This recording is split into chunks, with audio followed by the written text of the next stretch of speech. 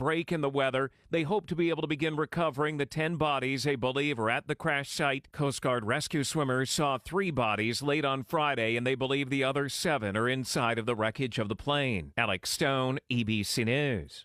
They are back home in Israel. Another 3 Israeli hostages back on home soil after they were freed by Hamas in central Gaza this morning.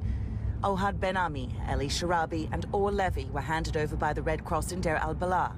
Hamas again projecting an image of authority and order on the streets in Gaza with another highly choreographed ceremony. A banner on the stage reading, "We are the flood, we are the day after," with an image of Netanyahu's face appearing as a warning to Israel. The 3 hostages looking gaunt after 15 months of captivity. That's ABC foreign correspondent Britt Clennett reporting from Tel Aviv. You're listening to ABC News.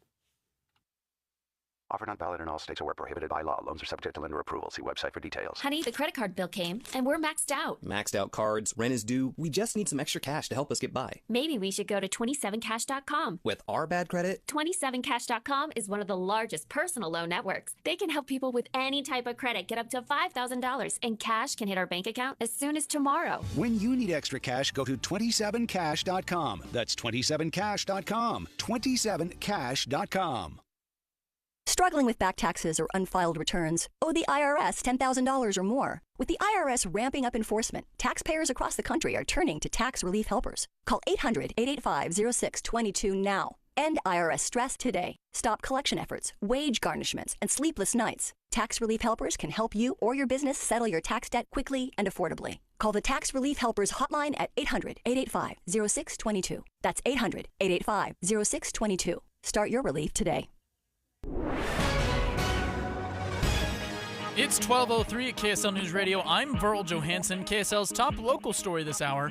3 buildings at a Provo construction site caught fire early this morning. Jeannie Atherton with the Provo Fire Department says the fire started around 3 a.m. at 1620 South State Street. She says about 30 firefighters from Provo, Springville, and Mapleton worked together to put out the fire around 7 a.m. Atherton says the buildings were part of a complex, and they were able to save a 4th building. She says no one was hurt, and they're still investigating what caused the fire. Salt Lake City police have arrested a man they say was in a fight while allegedly on probation or parole. Police say the reported fight happened near 120 West and 1300 South on Thursday. Officers booked Zachary Holman into jail Friday on charges that include forcible sexual abuse and aggravated assault. In sports, Utah Jazz rookie Isaiah Collier set a team record in last night's overtime loss to the Phoenix Suns. Collier had 10 assists in the first half, the most assists any Utah Jazz rookie has ever had in one half. Collier finished the game with 13 assists. The Utah State Aggies left California last night with an 8-point win over Fresno State in men's basketball. Guard Ian Martinez led the Aggies with 30 points. Coming up, the weather's going to get a little bit colder, then we might see another storm. KSL weather is next. KSL News Time, 12:04. Healthcare with human kindness is here. It's at Common Spirit Health. Hospitals, clinics, and caregivers all connected to advance healthcare in Colorado, Kansas, and Utah. Together, we have a common purpose, partnering with you in health and healing using powerful medicine, powerful technology, and the greatest power of all, human kindness. You'll know it when you see it, because human kindness is in every care site and in every caregiver. Common Spirit Health. Hello, human kindness. You know that feeling? The weather starts getting colder, so you go down to check out the furnace and you look around and think, what am I even looking at? Because you don't know how these things work with all the lights and wires and pipey things. And then you think, I bet those technicians at Whipple went to school for this. Shouldn't they be here looking at my furnace? Whipple that away. Knowing what to look for on your furnace tune-up is my job. Make your problem my problem. Whipple Service Champions. Visit whipplethataway.com for our current special offers. It's time for the Sportsman's Vacation and RV Show February 13th through the 16th at Mountain America Expo. Save $2 at UtahRVShow.com. A reminder about the simplest way to get updated for your day. Hit your KSL preset when you jump in the car, and we'll take care of the rest. Hear key news updates and traffic reports. Andy and Amanda from 5 to 9 in your car. KSL News Radio at 102.7 FM. Traffic and weather together, brought to you by Mountain America's limited time balance transfer bonus. Well, we've got a crash, southbound I-15 as you're heading into North Salt Lake. It's on that right-hand shoulder of the road. Traffic is slowing, but it's still moving through the area. Again, southbound I-15 as you're heading from Davis County into North Salt Lake. On that right-hand side of the road, there is a crash, so you want to be cautious as you're entering the area.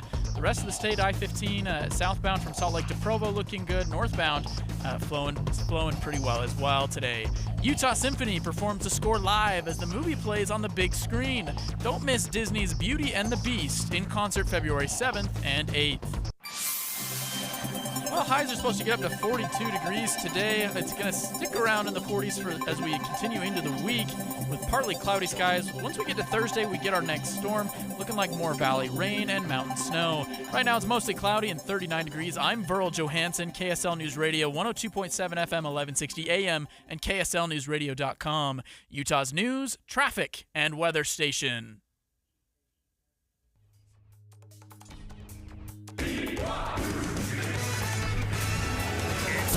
Sports Saturday. It's complete and a touchdown! Cougar Sports Saturday. A presentation of KSL Sports. Left wing for three. He got it again! BYU Sports Talk by Cougar fans for Cougar fans. Here are your hosts, Mitch Harper and Matt Baiamonte. On Utah's legacy home of the Cougars. KSL News Radio, 102.7 FM and 1160 AM. Good afternoon, Cougar Nation. BYU fans, welcome into Cougar Sports Saturday. Matt Baiamonte, Mitch Harper, live from Broadcast House. We're going to be locked and loaded for the next 3 hours, leading you up to a game day. BYU in the state of O-H-I-O. They're on the road at Cincinnati. Network pregame will begin at 3 p.m. right here on KSL News Radio, and then the tip you can hear as well on the legacy home of the Cougars right here, KSL News Radio, BYU in Cincinnati. But for the next 3 hours, we're going to be talking a lot of hoops. We're going to be talking some football. You caught up with the head ball coach, Kalani Sitake. We'll have that in 30 minutes. A lot to get to, Mitch. So much to get to, but we got to start things off with that Big 12 football schedule. The starting lineup. A look at the stories making headlines right now. It's time for the starting lineup on Cougar Sports Saturday. A little bit later revealed than the first 2 years of BYU in the Big 12. It was a February reveal for the Big 12 football schedule, but we know the layout of what BYU football is going to play in 2025. The schedule is here, and so much to unpack. These schedules, it just, you think, oh, it's just a schedule. It's just 12 games, but sometimes I'm of the belief that quarterback play and schedules can really determine whether you're going to be a championship team or not. So the schedule and how it stacks up is a big piece to it's a huge piece. The success of potentially of a team, and there's a lot to unpack with this schedule. A lot to unpack, and I love that point. We don't need to go too deep into the weeds here, Mitch, but if you look at schedule and the impact it can have, think about the Georgia Bulldogs last year. Yes. Really, really hard schedule. They weren't able to overcome that, and in other years in which they had a lighter schedule, they go on to win a national championship. So that plays a role. Here's the breakdown. Let's just give you the schedule raw, and then let's get your thoughts on the schedule as a whole, Mitch. August 30th, they open with Portland State, and if you're anything like me, you remember that hot, muggy afternoon at LaVell Edwards Stadium in 2017, and you're thinking, let's get a look at Matt Bushman. Tanner Mangum's finally rocking. Let's check this thing out. And you walked out of there wondering, what are we in for this year? Hold on. They held back the playbook. They held back the playbook from LSU. Oh, Portland State's got good defensive backs. They held things back. You know what's interesting about that game in 2017? Was that the last year they had fall open practices to the fans? Because I remember sitting in LaVell Edwards Stadium early in fall camp. Again, hot. And I remember looking, and I'm like, this does not look good. Like, there were a lot of miscues. And anyways, that carried over to that game. And so Portland State, that's not a name I think BYU fans love to see. But you start off at home, a very winnable game to get the season started. Next week, September 6th, you have Stanford coming to town. Then you have a bye game, early bye game, September 13th. Don't love that. Then you go on the road Another thing I think most BYU fans universally don't love, on the road after the bye to East Carolina, a place you lost last time you went. Speaking of 2017, right? Yep. Oh, boy. It's got a lot of 2017 vibes here, but knock on wood that the season isn't anything like 2017. Then you kick off into Big 12 play, a rematch of the Alamo Bowl at Colorado, September 27th. Love the spot for that game. Just a really exciting matchup that could have some national attention. BYU rematching against Prime. Then you come home October 3rd, a Friday night, West Virginia. The following week, you go down to Tucson, October 11th at Arizona. The controversial game, October 18th, the rivalry game against Utah at home. Then after that, on the road in Ames, Iowa, at Iowa State, October 25th. You follow that tough stretch up with a bye on November 1st. You get back into the last part of the schedule on November 8th at Texas Tech.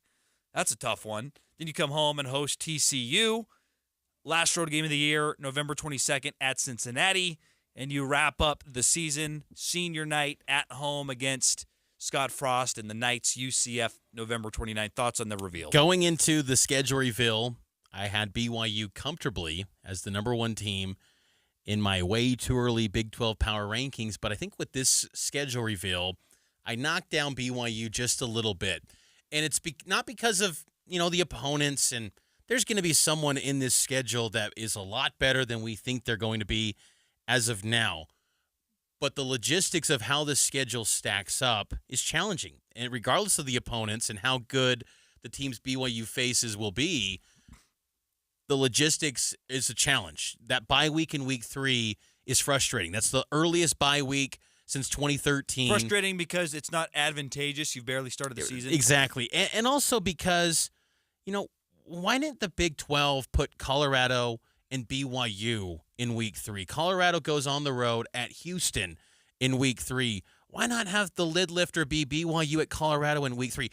Give the teams that were the best the previous year the best roadmap.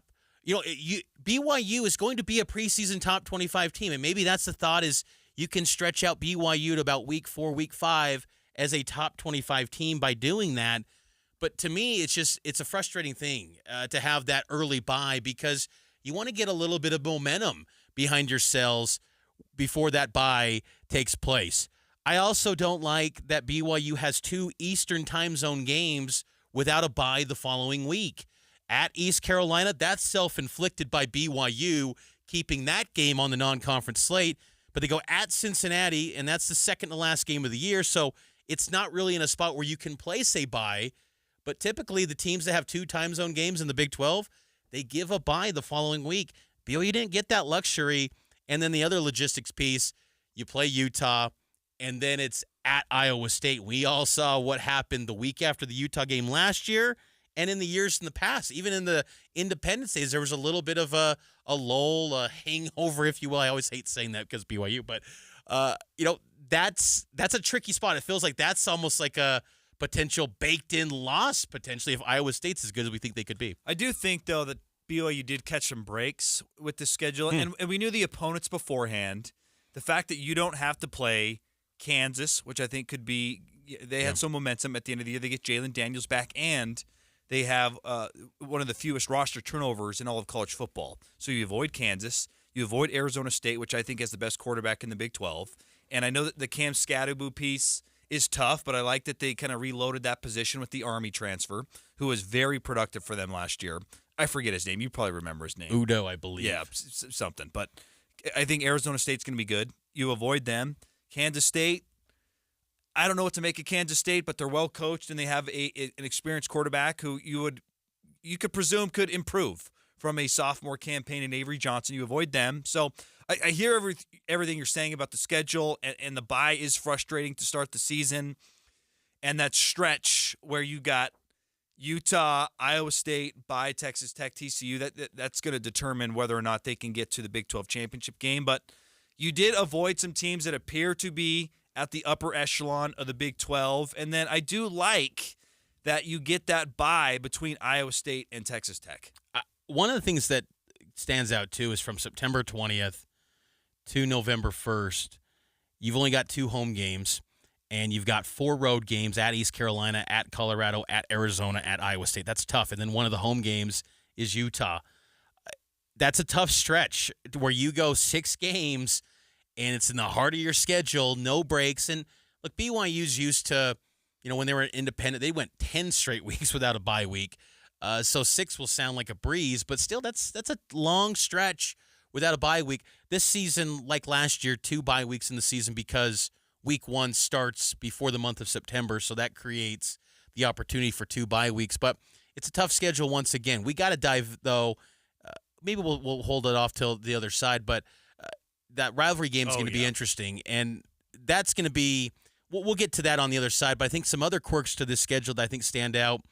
TCU game late. TCU comes back to Provo for the first time since 2009 when it was a college game day game.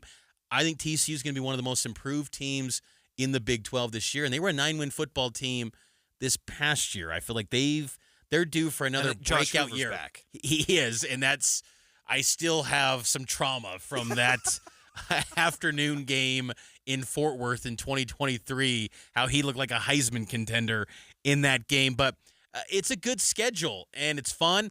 One thing, though, that I will add, too, Matt, that I feel a little bit frustrated for Cougar fans is the non-conference schedules are going to leave a lot to be desired. They suck, the future. If we're being honest with you. They're not good. We talked about this on this show going into the Big 12, that the honeymoon of the Big 12 will suffice for a couple years. Yep. And I think there's still that, you got TCU coming back, and you've got West Virginia on a Friday night. That's going to be sweet. At Iowa State. Yeah.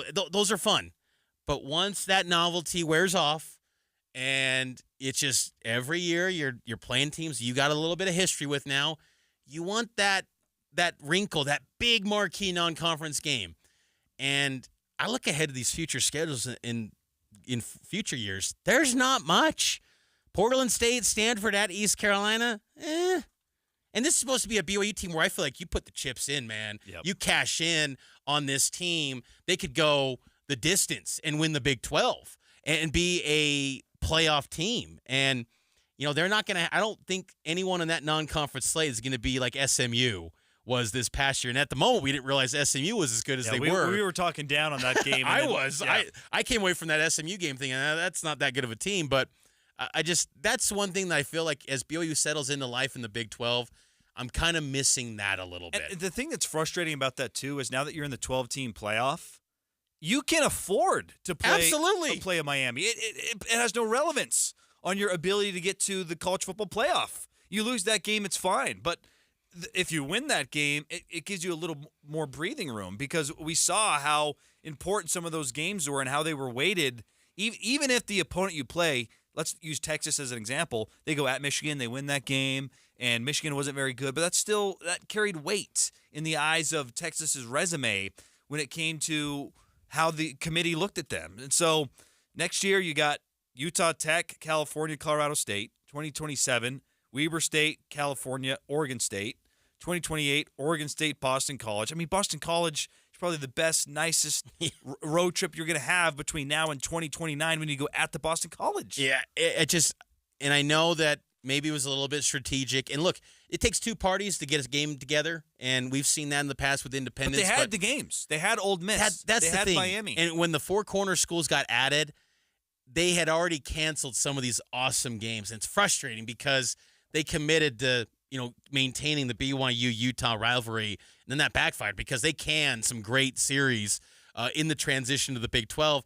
And now you're looking at these future non-conference schedules and going, man, there's not much that gets me fired up as a Cougar fan, because that even in the 90s, the 80s, BYU's always had awesome non-conference games. And Pitt, Miami. I feel like I feel for Cougar fans they don't have that, because I feel like that's going to be the common theme going forward, is that you don't have that awesome non-conference game where you say, this is once-in-a-lifetime stuff. We're going to that game. Whereas, you're probably circling at Colorado if you're a fan this year. Yes. But still, you will be there again. And, anyway, I did feel like that piece is a little bit missing in BYU schedules. Let's take a break. We'll dive in to where BYU and Utah lands on the schedule. We'll share our thoughts on that right here on Cougar Sports Saturday.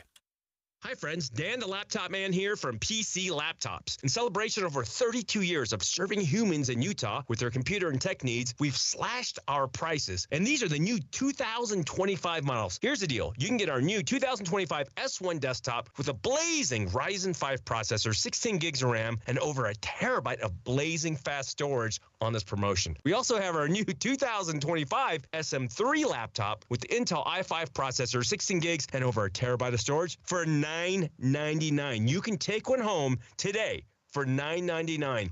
And you also get the peace of mind of our lifetime service warranty. We also have 12 months special financing available, and they start as low as $29 a month. But hurry in because supplies are limited. Because at PC Laptops, we love you. PCLaptops.com. Take home a blazing fast 2025 model desktop or laptop for $999 at PCLaptops.com.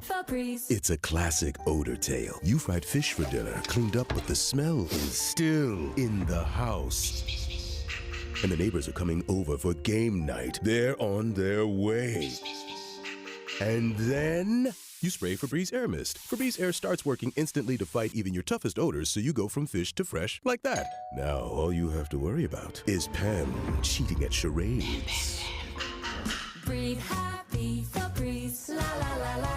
Wesley Financial Group is not a law firm. An important message about your timeshare from Chuck McDowell, founder of Wesley Financial Group. If you receive an unsolicited phone call or mail piece to discuss selling, renting, or especially canceling your timeshare, don't fall for it. Contact your timeshare resort or Wesley Financial Group for assistance, and I'll send you our timeshare exit information kit free with the straight facts about timeshare cancellation. Call 800-292-7788. 800-292-7788.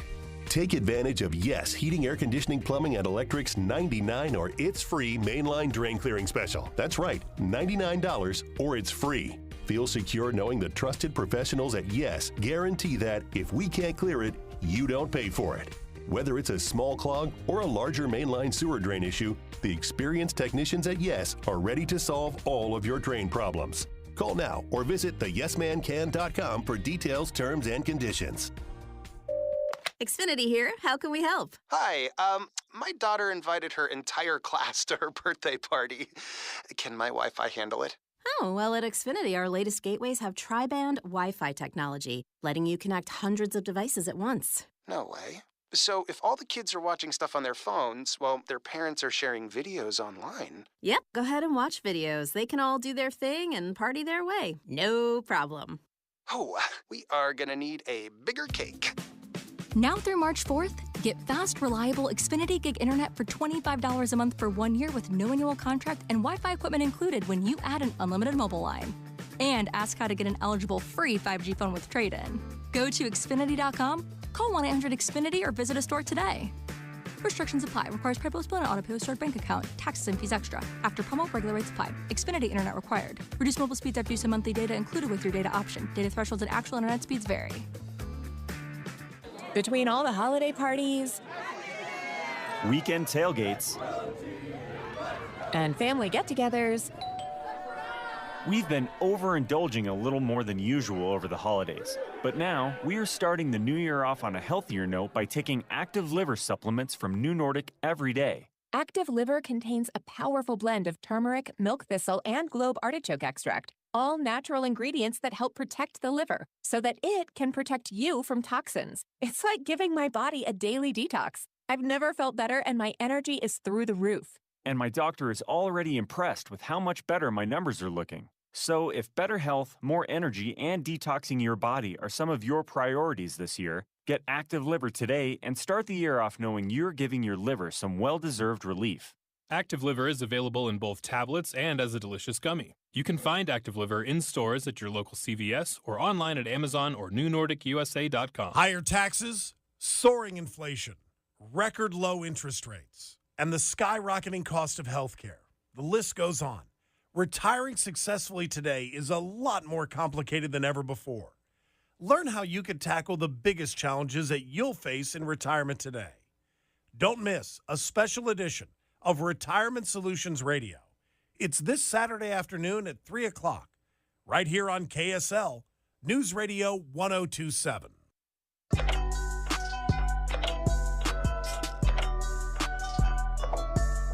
Welcome back into Cougar Sports Saturday. Mitch Harper, Matt Baiamonte with you. We're live here at Broadcast House on this Saturday afternoon. We've got Kalani Sitake interview coming up at the bottom of the hour. We're watching Big 12 basketball right now, Kansas and Kansas State. They're in a battle right now in Manhattan. K-State up on Kansas. So basketball game day, BYU Hoops taking on Cincinnati on the road at 4 p.m. today right here on KSL. But we're continuing the football conversation. And, Matt, I got to get your thoughts, man. I've been thinking about this. We've been texting, of course, offline, but BYU, Utah, October 18th. What are your thoughts on that placement by the Big 12 to put this game in October? Such an interesting placement, Mitch, and I absolutely love the placement of this game for a couple reasons. Number one, and this might just be the warm-weathered soul that I am, I hate going to that game when it's cold. It was cold last year. That is middle October. Is that not perfect football weather? Yeah.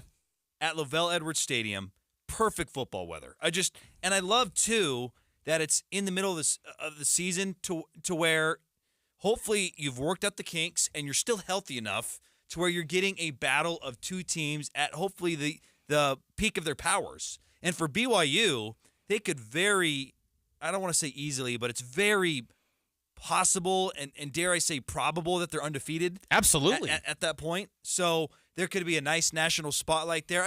I really like that. And then I also like, too, just from a conference championship perspective, I like that if you win or lose that game, there's still runway ahead to climb back into position to where you're not beaten up. It's not crazy cold. Who knows if there's a snowstorm or some weird weather. And then, whenever I think of weird weather and teams getting derailed by weather, I think about Mike Leach's Wazoo team with Gardner Minshew when they went and played the Apple Cup against Washington, and it was a snowstorm, and their passing attack was grounded, and they lost that football game. I like that it's going to be good weather. We're going to see two teams at the peak of their powers playing good football. I like that, and I'm fine with it. The weather piece made me think of the BYU-Arizona game last year. That would be amazing. If it was in that type of conditions, that'd be a lot of fun to see. It was surprising to see it mid-October on the schedule. I really thought it would be a November date again, and even maybe the end of the season, because especially when you see BYU at home on Senior Day against UCF and Utah's on the road at Kansas, why not just have BYU and Utah at the end? But to your point that it might allow some wiggle room to recover from the rivalry game, look at what Ohio State did. And I know it's not an equal comparison here, but because they had the luxury to go to the playoff, they still had a chance to recover their season. They went on to win a national championship despite that devastating loss in a rivalry to Michigan. I'm okay with it. I'm okay with the Big 12 thinking outside the box. I just want the Big 12 to nail down a weekend every year that makes it where college football fans know third Saturday in October, it's BYU versus Utah in the Big 12. And let me add to that, it can't be at 8:15. If it's going to get, it needs to be a 1:30 kick and have it be Fox or ABC. Something that's not late at night, because if it's destined for late at night, I am okay more so with the October date. Yep. But just I wanted an annual fixture date, whatever it is. Because now we've been seeing this game in September, October, November. There's no tradition anymore the last 15 years for this game in the final week of the season. No. So I'm okay with it, but I just want the Big 12 to nail down a specific weekend every year going forward that this is when you can expect as fans that BYU and Utah will be played. We got to take a break. On the other side, Kalani Sitake next. Alpine Home Medical, we bring wellness home. Are you on your feet a lot? When traveling, do you find yourself sitting for long periods of time? Hi, I'm Jay Broadbent with Alpine Home Medical, and we have compression stockings that can help you. Our compression stockings are designed to improve circulation, reduce swelling, and provide unmatched comfort. Come check out all the different styles and fabrics. These aren't your great-grandparents' compression stockings. That's why we're excited to offer an amazing deal. Buy 3 pairs of compression stockings and get a free care kit. That's right, 3 pairs of compression stockings and get a free care kit. Come into any of our 11 locations and invest in your health this winter by embracing the benefits of compression.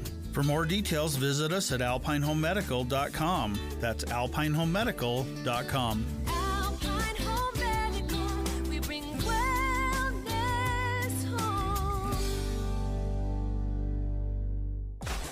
Be advised, this is your opportunity to save up to 40 to 80% on a hot tub or swim spa. This weekend only, today through Sunday. 2 locations, Sandy and Hurricane. Be advised, this is your opportunity to save up to 40 to 80% on a hot tub or swim spa. This weekend only, today through Sunday. Mountain America Expo Center.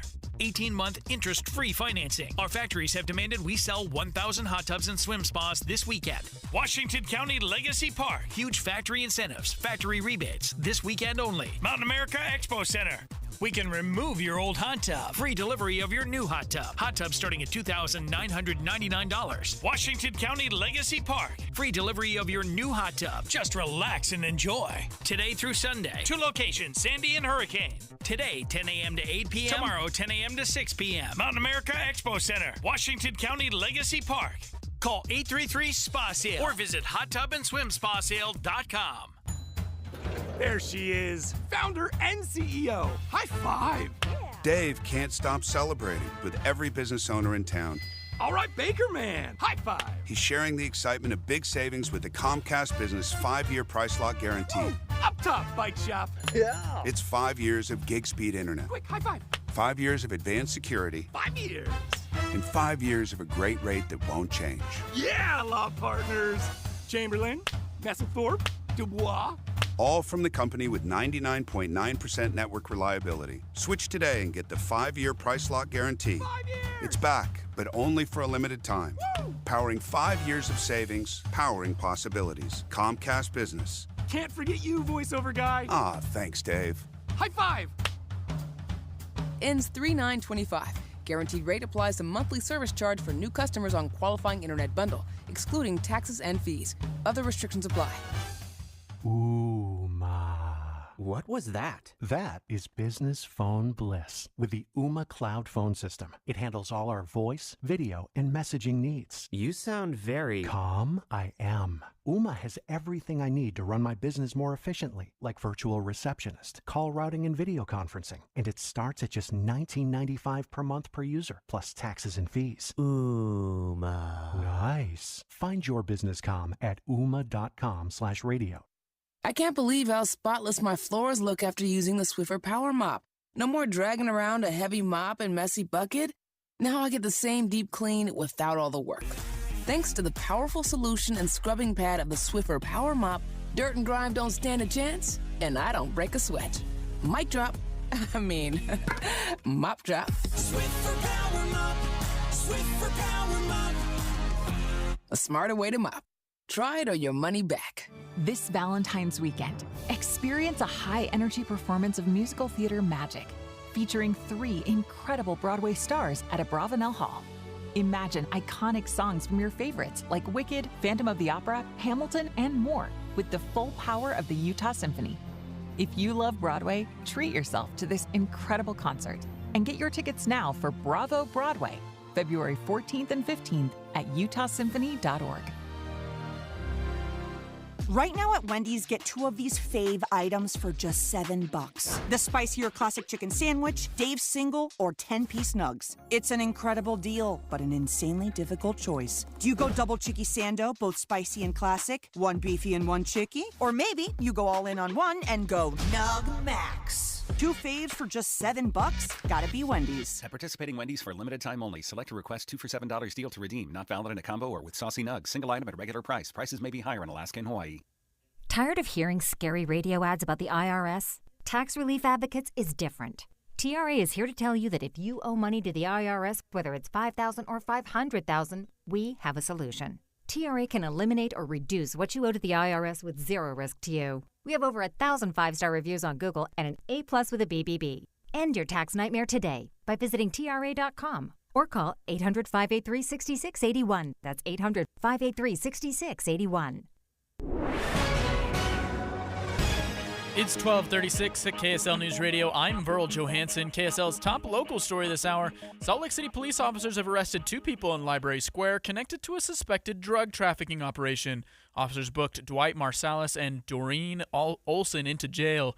Police say Marsalis is facing charges including felony distribution of a controlled substance, while police say Olson is facing charges including felony obstruction of justice after attempting to conceal illegal drugs. Well, we're drying out in the valleys now after yesterday's storm, but KSL meteorologist Kevin Eubanks says some resorts got around a foot of snow. Alta at last report, 12 inches. Brighton at last report, 11 inches. And Park City Mountain had 9. The snow came down so quickly at Brighton that many people had to dig their cars out to drive home last night. Our top national story this hour from ABC News, Alaska State Troopers are working to recover the bodies of the 10 victims who died in Thursday's plane crash. ABC's Alex Stone reports. Recovering the bodies is complicated and is being run by Alaska State Troopers. A wreckage of the plane and the bodies are sitting on sea ice about 34 miles southeast of Nome. Since the wreckage was found late on Friday by the Coast Guard, Alaska State Troopers have been devising a plan to get to the bodies. They've got to deal with limited wintertime daylight in Alaska and often poor weather. The Alaska State Troopers say the operation is now underway. Alex Stone, ABC News. Coming up, more cold weather and a storm that's coming on Thursday. KSL News, KSL Weather is next. KSL News Time, 12:37. Hey Utah, it's the water boy, Colson Firmage here, a third-generation Culligan man. Are you tired of hard water wreaking havoc on your home? At Culligan Water, we offer top-rated water softening solutions that protect your appliances, keep your skin feeling soft, and make your water taste amazing. My grandfather started working at Culligan in Salt Lake City over 50 years ago, and Culligan is your trusted local water expert. Some would say we're the godfather of water systems. Do you know if your old water system is even running correctly? Give us a call today and schedule a free water test of your current system, any make or model. Just give us a call at 801-509-9602 or visit us online at culliganslc.com. In addition, receive $500 off a water softener, plus get free salt delivery for a year. Again, that's $500 off a water softener, plus get free salt delivery for a year. Enjoy cleaner, softer water and experience the Culligan difference. Call 801-509-9602 or visit us online at culliganslc.com. Culligan, water you love. The sources where we get our news matters. When you listen to Utah's Morning News, we want you to feel the stories are important to you and trustworthy. This is Amanda Dixon. And I'm Andy Farnsworth. Join us weekday mornings on KSL News Radio. Traffic and weather together brought to you by Mountain America's limited time balance transfer bonus. We're still seeing some slowdowns on that southbound I-15 on that right-hand shoulder as crews work to clean up a crash from earlier. Right as you're coming from Davis County, about to get into North Salt Lake, there's a crash that was there earlier today. Crews are still working to clean that up. Otherwise, around the rest of the state, most of the rest major freeways like I-80 east and westbound are looking good, like a nice drive today. Well, today's highs are expected to get up to 42 degrees. Highs are going to stick around the low 40s, high 30s as we head into the next week. Thursday, our next storm comes into town. We're looking to get more valley rain and mountain snow. Right now, it's mostly cloudy and 39 degrees. I'm Verl Johansson, KSL News Radio, 102.7 FM, 1160 AM, and KSLNewsRadio.com, Utah's news, traffic, and weather station.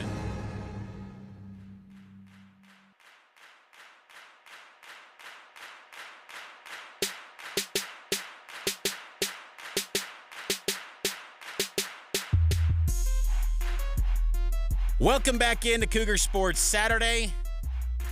Mitch Harper, Matt Biamonte with you. BYU football signing day just wrapped up. Loaded class for the Cougars. Really good bounce back in the recruiting trail for BYU. Put together a really good class. And to discuss that recruiting class, I had a conversation earlier this week with BYU football head coach Kalani Sitake.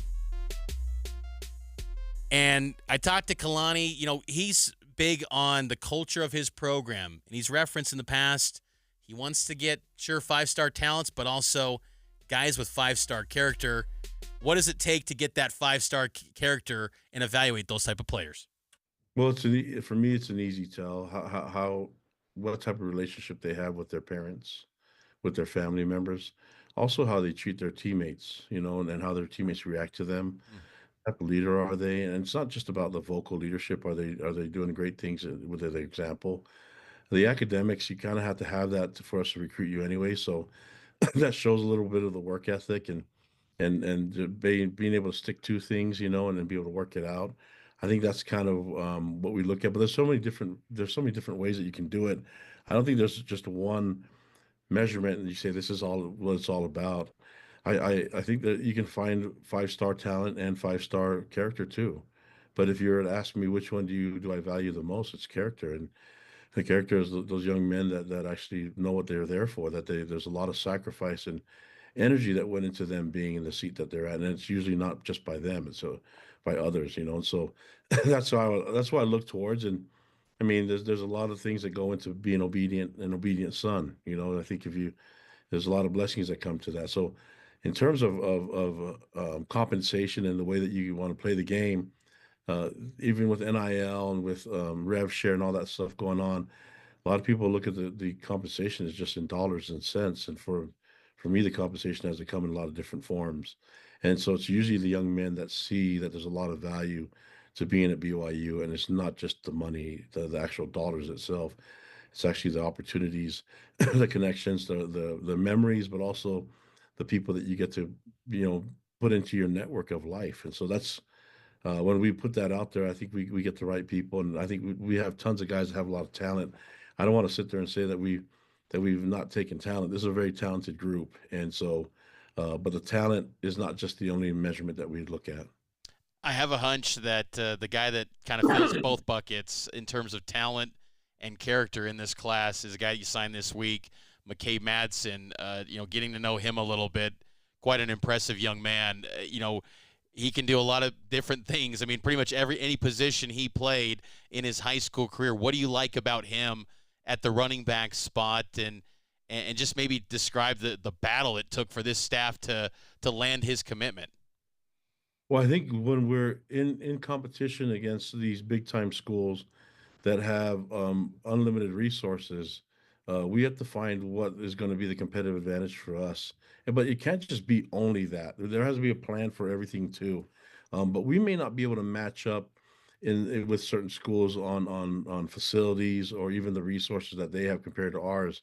If that was the case, then there's probably 10 schools that should outdo everybody in there.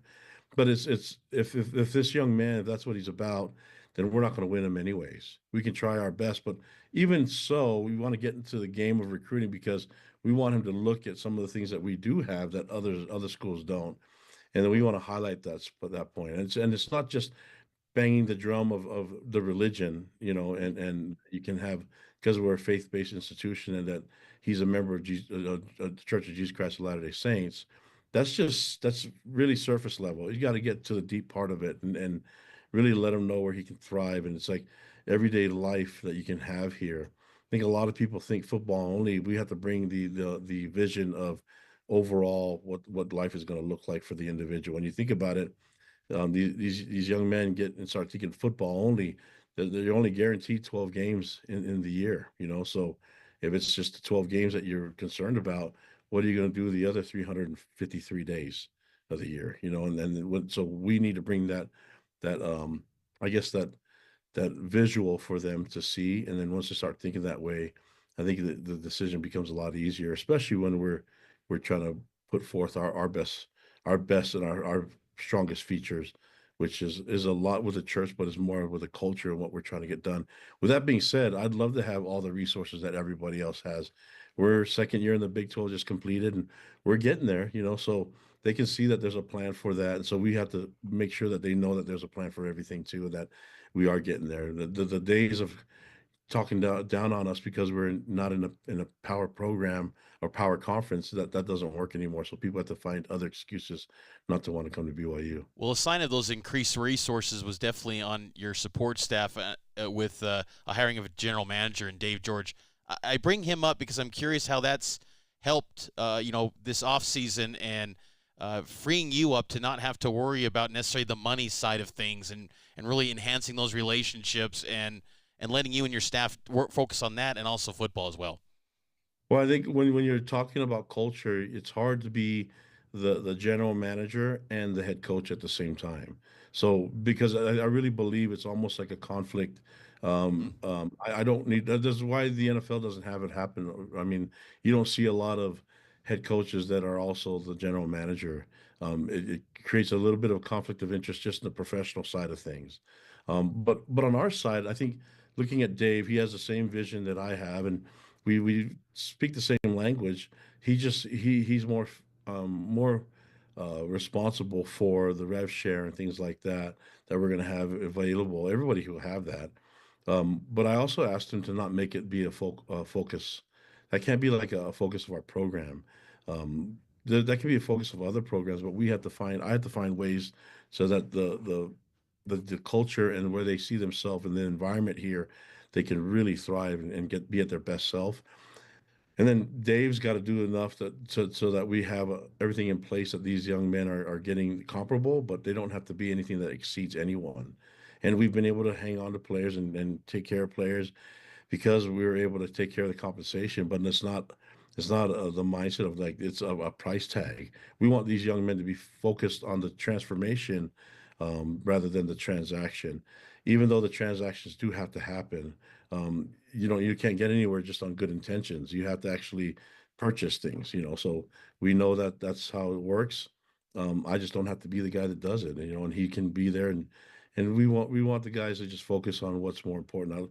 People don't know how much I make, and they don't know my salary. They don't know all that stuff. They don't know Jay Hill's. They don't know that because we don't make a big deal about it. And if that was the case, if that's all it was about for me, Jay Hill, and a lot of the coaches on the staff, if it was all about money and the transaction, then we would not be here. All of us would be somewhere else. And but we see a different form of compensation here. That this is a standard of living. There's expectation here. It's a really cool environment to be in, and I think if it's that way for us coaches, you can imagine that the players find it a much more suitable place for them to play football. Speaking of the coaching staff, how big of a win was it just to retain all these guys? Because you mentioned earlier this week that all these coaches had opportunities to go places. You noted that and thanked them for this recruiting cycle. Just to get all these guys back, what does that say about this program and what you guys are building to get everyone back? Yeah, it's growing, and we're getting to where we want to be. I think the key is that the coaches are taken care of, but they have been in so many different forms. I think when someone's trying to entice a coach to leave, it's usually they try to do it with money. And so we, just like I mentioned about recruiting, we have to show them that there's way more to BYU than just the actual salary. That there's got to be something else attached to it. And I think looking at it from my perspective, these coaches all decide they want to be here. They see the value in coaching the type of young men that we have in our program.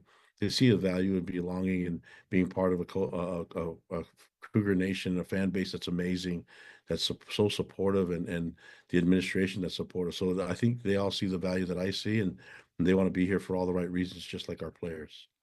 What went into the decision? It happened today, as of this recording. General Guilford officially announced as defensive passing game coordinator. What does that entail for Coach Guilford, who will also oversee the cornerbacks, but what additional responsibilities does that look like? Well, it's stuff that he was already doing for us from the beginning, from the first time he set foot on campus with me on our coaching staff. He's been really focused on the passing game and defending it. And as we saw the game of football kind of adapt and change and kind of mold to what it is right now, he was able to stay up to date on everything in terms of coverages, defending certain type of plays. There became a huge shift in the way the game of football was played, and he's all up on it, man. And so the stuff that he's doing, I think I admire Coach Hill for making the change or making the addition because it's stuff that he was already doing anyways, and kind of wanted. This is a really humbling thing for Coach Hill to do because it's actually sharing the credit, the things that Gennaro has been doing, and it just goes to show the humility that Jay Hill has, and that he realizes this isn't all about him. I understand he gets a lot of the praise and the credit, but he also loves his coaching staff. And so when we say we're able to retain him, it's because we have great leadership in the coordinator position with A-Rod on the offense and with Jay on the defense. And so I think when he saw that was the right thing to do, felt no worries about doing that. And I give a bunch of credit to Coach Hill being able to do that. And also the way that Gennaro, I mean, looking at how he coaches, he's unbelievable. The talent, the development, the type of plays that our corners and our DBs make. He's a big part of that. He's responsible for most of the success we get there, and it's the right thing to do. Taking a break. It's definitely a different look of cornerbacks and execution. Taking a break, more with Kalani Sitake and those cornerbacks next here on Cougar Sports Saturday. Experience the true value of clean with Zero Res, where your carpets are transformed without harsh chemicals or detergents. Zero Res's patented technology ensures your carpets stay cleaner longer, making it safe for both the kids and pets. Unlike traditional cleaners, Zero Res leaves your carpets dry in hours, not days. Plus, enjoy peace of mind with the Zero Res Gotta Love It guarantee. If you're not satisfied, Zero Res will re-clean for free within 30 days. Right now, get an amazing deal. Have 3 rooms of carpet cleaned for just $109, and Zero Res will clean a hallway for free when you mention KSL News Radio. But that's not all. Zero Res offers a wide range of cleaning services, from air ducts to upholstery, ensuring every corner of your home shines. Don't miss out on this limited time offer. Call today and experience the Zero Res difference. Book your appointment now and let Zero Res bring cleanliness to a whole new level. Call 866-ZERO-RES or go online to ZeroRes.com to schedule your appointment today with Zero Res. At Intermountain Children's Health, we've created a bold plan called Primary Promise to build the nation's model health system for children. Help us achieve this once-in-a-generation vision so together we can bring the world-class care of Primary Children's Hospital closer to home for every child in our communities. For more than a century, Primary Children's has kept the child first and always. Join us for the next 100 years.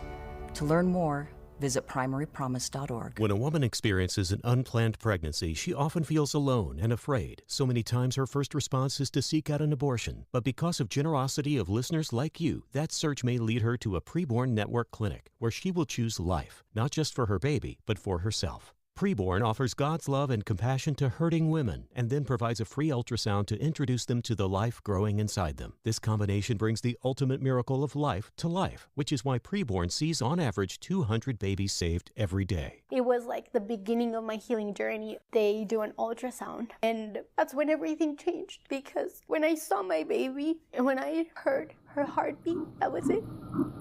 Your tax-deductible donation of $28 sponsors one ultrasound and doubles a baby's chances at life. How many babies can you save? Please donate. Just dial pound 250 and say the keyword baby. That's pound 250 baby, or visit preborn.com/hope. That's preborn.com/hope. Sponsored by Preborn. This Valentine's weekend, experience a high-energy performance of musical theater magic, featuring 3 incredible Broadway stars at Abravanel Hall. Imagine iconic songs from your favorites like Wicked, Phantom of the Opera, Hamilton, and more with the full power of the Utah Symphony. If you love Broadway, treat yourself to this incredible concert and get your tickets now for Bravo Broadway, February 14th and 15th at utahsymphony.org. Roses are red, violets are blue. Odyssey Dance has a Valentine deal for you. 2 tickets for the price of 1. Take your Valentine and have some fun. Visit odysseydance.com. Welcome back into Cougar Sports Saturday. More with BYU head football coach Kalani Sitake. Yeah, I think you hit it right on. I mean, when you're looking at it, you're right on point with the talent and the talent in that room. But Mitch, it goes. We have so much talent on this team. The point is putting the talent together so that it matches what we're trying to get done with our scheme, and then making sure that they progress and they develop the way we want them to. And so Gennaro, he's an expert at that. But if you look at the talent on this team, it's kind of bad timing for the roster cuts to happen, because we know we have to get down to 105, and we're sitting here looking at all the amount of talent that we have here, and even the talent that can develop from all this, and we have to actually cut the roster down. That's a little frustrating for us. That's worked so hard to get the depth. And you've heard me talk about getting our depth as best as we possibly could. And now we're where we want to be, and now we have to make an adjustment. That's just part of college football. Everybody has to do that. But it's frustrating when you have some really good talent, and that you can't sit there and rest on all the talent that's sitting around you now. You kind of have to make an adjustment, which is a huge compliment to our coaches and also our strength and conditioning staff that's able to get these young men to develop at a quick rate. Does the 105, just to follow up on that, does that have to be cut now, or can it be the start of the 2025-2026 academic year? I think the question is what's the right thing to do, and so having direct feedback with the players, for the transfer portal in the winter and being honest with them about what we see and where they fit. That's why we were able to see some of the guys go into the portal and find other places to play. And then having the same feedback with the portal that's going to open up in April, allowing those young men to get into place. I mean, our roster is already a lot smaller than it normally would be going into a spring, because we've had to make some adjustments already. And really, the adjustment is just being straight up honest with people. I would love to have as much depth as possible and have on defense, when you have 11 starters, I'd love to have 25 guys that can actually start. But that's almost asking too much. And is that really fair to the young men that are playing when they have expectations of playing at the next level? I want to put guys at the next level, even if it means that they have to go somewhere else to do that. But you also want what's best for the team and the program too. So it's balancing all those things all together, and then doing what's right, being honest, and having that integrity to be upfront and to have the discussions, even if they're not what young men want to hear or their families. It's just being, hey, this is the moment that we're at right now, and this is where we see should happen, and then allowing them the freedom and the opportunity to find another place to go. That's the key. So I think after spring ball, we'll have a lot of really cool conversations. Obviously, some of them will be really tough, but they'll really be honest and direct, and we'll try to give as much feedback as we can, and hope that these young men can find another place to play and represent well, like they've done here at BYU. Was this, just kind of last thought on the 105, was this maybe the fear when money got into the sport, that this could be a side effect that no one was thinking of, that it could shrink opportunities for players to be at a program like BYU? I mean, because it used to be 123 on the roster, maybe some gray shirts too. I mean, that all kind of shrinks, and it's a tight 105 now. Yeah, and I think we have to be a little bit creative on how we balance that out, because there's some guys that want to be at BYU regardless if they can play right now, and some of them are going to have to burn their clock, their time and eligibility clock while they're going to school. We have to have a system in place where we can still get those guys back with the program and trying again next year in next spring.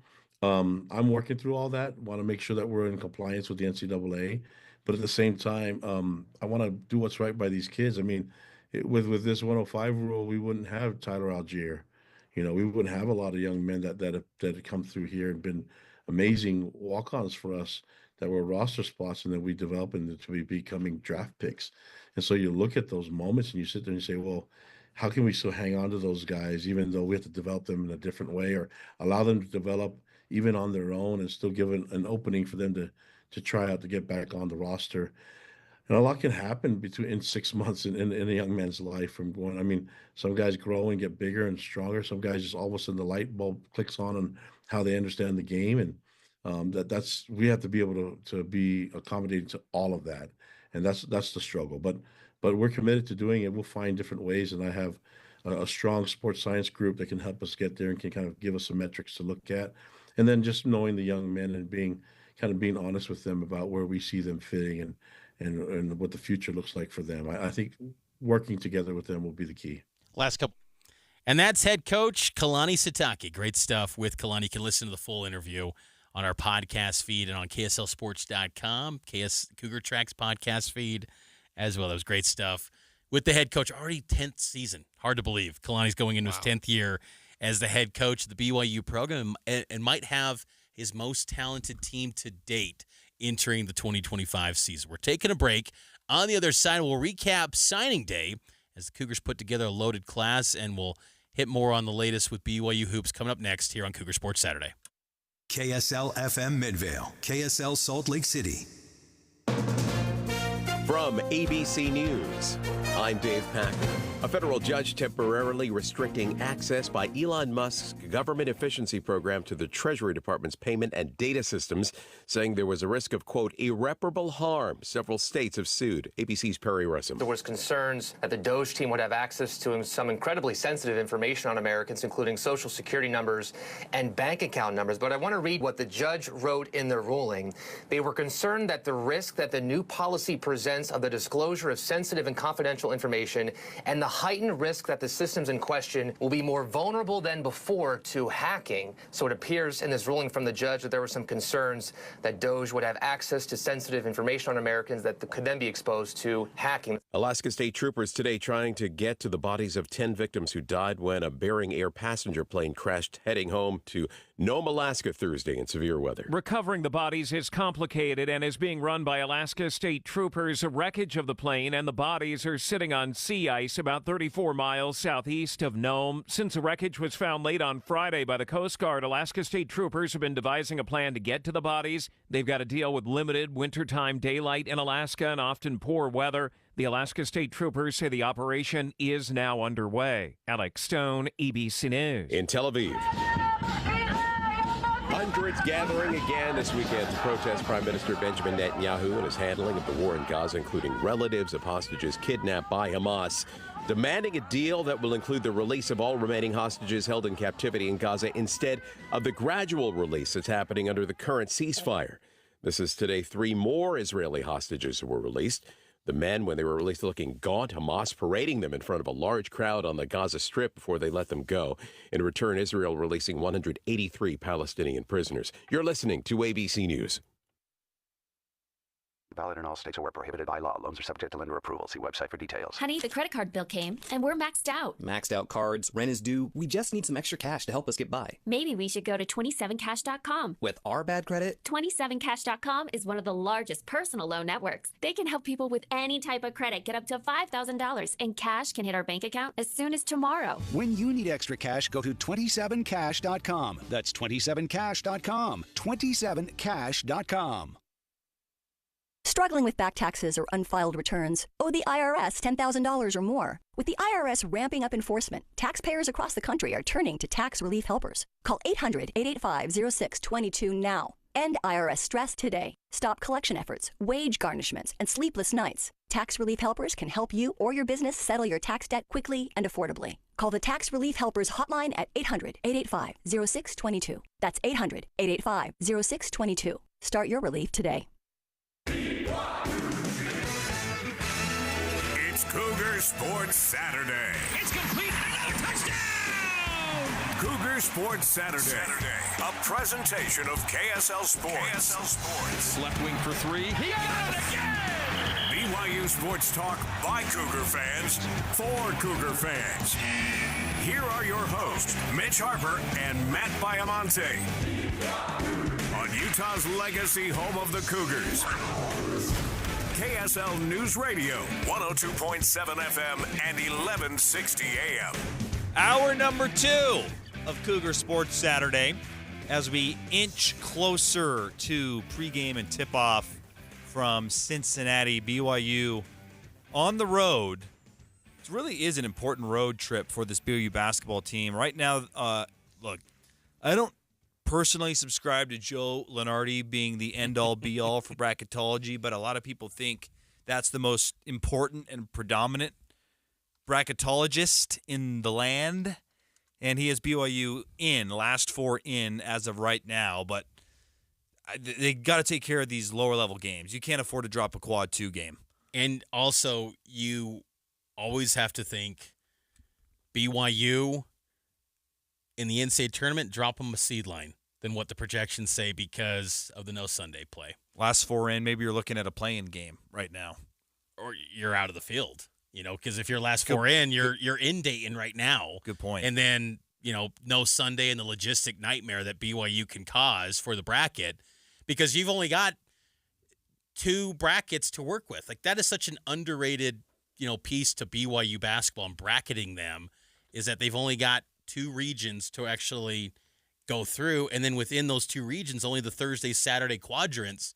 So it's tricky to place them, and if they're right now a last 4 in, we'll just assume what's going to happen last year where you're a 5 seed and you're going to play in Salt Lake, but because of the no Sunday play, you drop to a 6, then you're off to Omaha. In this situation, you probably drop out of the field, and then instead of the NIT, you're playing in the college basketball crown. Who wants to play in that? No one. No one knows what that is.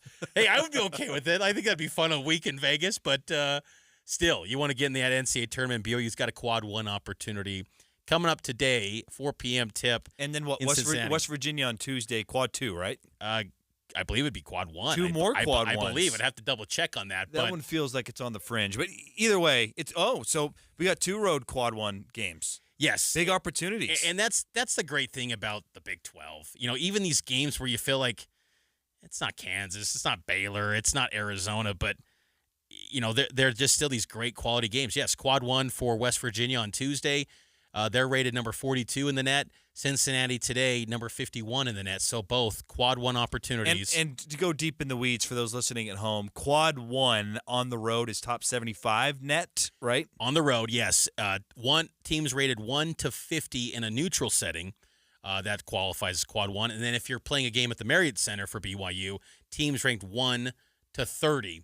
They're in that quad 1 tier. So Big 12 poses so many opportunities to bolster the resume. And for BYU, if you can sweep this weekend against Cincinnati and then West Virginia on Tuesday, you're going to be comfortably in the NCAA tournament field. But the schedule's tough. It's one of the top 20 toughest schedules in college basketball in the stretch run. And, about a month out. 1 month from today will be the regular season finale. So this is the home stretch for BYU basketball to really enhance its resume, because we know that conference tournaments are not always the boost that you think they can be. It almost feels like it's mostly set in stone by then. It really feels that way. And so BYU's got to get their work done and get some of these quality road wins, and it starts again today at Cincinnati. We'll shift gears to basketball as we get closer to tip-off. Dawson Baker will join us in hour number 3, and we'll get into that battle a little bit more in hour number 3. But let's keep on with football, Mitch.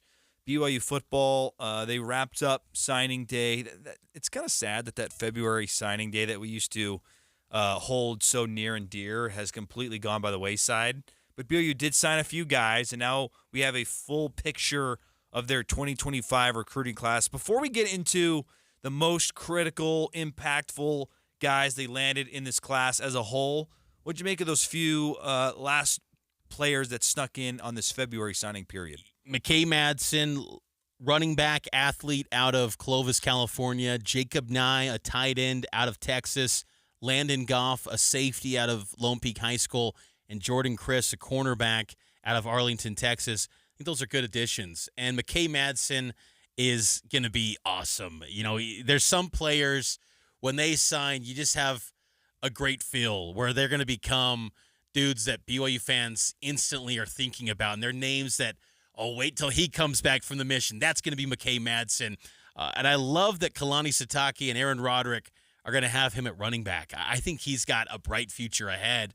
And if timing works out, and you can't ever assume that in college football today with player movement always happening, but, LJ Martin the next 2 years, and then maybe it clears the deck potentially for a McKay Madsen to step in and contend for snaps right away when he comes back from his mission. I think McKay Madsen is going to be a special football player. Highest rated guy in this recruiting class for BYU. And, it's crazy. A year ago at this time, McKay Madsen had no scholarship offers. I think his first offer was Washington State in early February, so about a year ago at this time. And then he just continued to gain momentum. He went through the camp circuit and became a star on those 7-on-7 camps, and he piled up the offers, including BYU, and Harvey Yunga did an outstanding job recruiting him. So did Justin Enna as well.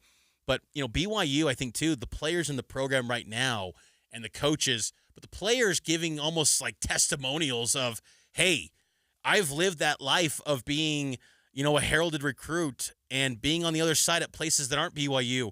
These coaches, what they're telling you here at BYU, it's going to happen. You're going to be given every opportunity they're telling you right now to deliver what they're telling you. And I think that, it's another sign of the culture piece that Kalani and this program talk about quite a bit.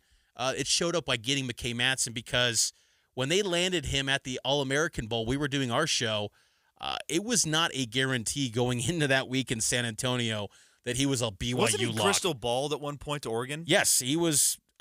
Honestly, the buzz going into that week was he's going to sign with Oregon. And then the tides turned in San Antonio, and he flipped to BYU. Granted, he was never a verbal commit to Oregon, but he was a lean to the Oregon Ducks, and then BYU got him at the end. I think Jordan Chris, 6'2", 165-pound cornerback out of Arlington, Texas. You think about Chris Wilcox. You think about Trey Alexander.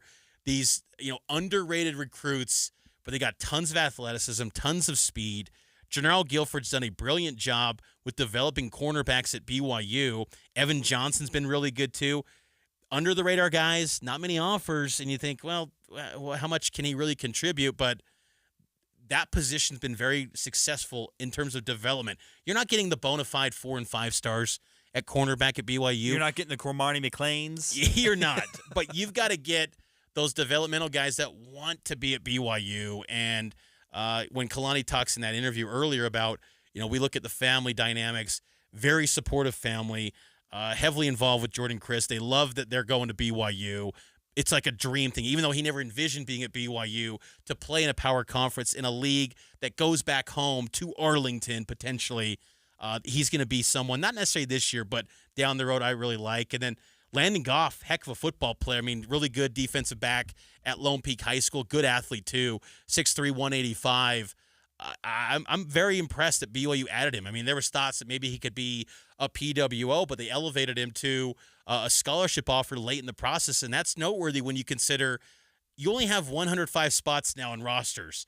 And, so anyone that gets these opportunities and gets announced on signing day, there's a lot of capital invested in these players, and you've got to hit. You cannot have these whiffs anymore when it comes to recruiting. So anyone that signs, it is a significant addition because these coaches look at these players now more than ever before as someone that's going to make an impact because you've got to get it right. The margins are thin now in the 105 era. And then Jacob Nye, he's 6'5", 240, more of a receiving tight end, and that's music to the ears of Cougar fans. You got Tucker Kelleher in the December signing period from Alpharetta, Georgia. He's more of a blocker. Jacob Nye could come in and be more of a wide receiver, tight end type of player. How much of an impact can he make right away? We'll see because he's going to be in that summer bridge coming in for BYU, whereas Kelleher's already enrolled right now. But Jacob Nye, he's got good size, 6'5", 240. I don't see a lot of impact guys in this class in terms of being a true freshman. And that's okay. I think that's actually a good thing in today's day and age of college football. But I also like that there's some high upside guys. And most importantly, I've been beating this drum my whole time on the show, and I'm going to beat it until I die. But if BYU wants to be a perennial championship contending team, you have to have a staple of high-end recruits that have connections to BYU, whether that be through the faith or through family members. You got to hit those. And I like that BYU is starting a little bit of a trend here in that regard. Reiner Swanson, high-end, obvious connections to BYU. You land this dude. And best of luck to him on his mission. He checked into the MTC this week, so sort of sad to see him leave from a football perspective. But, anyone who wants to serve a mission, power to them. It's a life-changing thing, and you can never discount the value of that. So best of luck to him. But he was a high recruit, and they get him. And McKay Madsen, I would even throw in the Pay kid, the brother of Connor Pay, Austin Pay, who already previously signed, but he had been getting some big offers, and he chooses BYU. You have to get those guys, Mitch.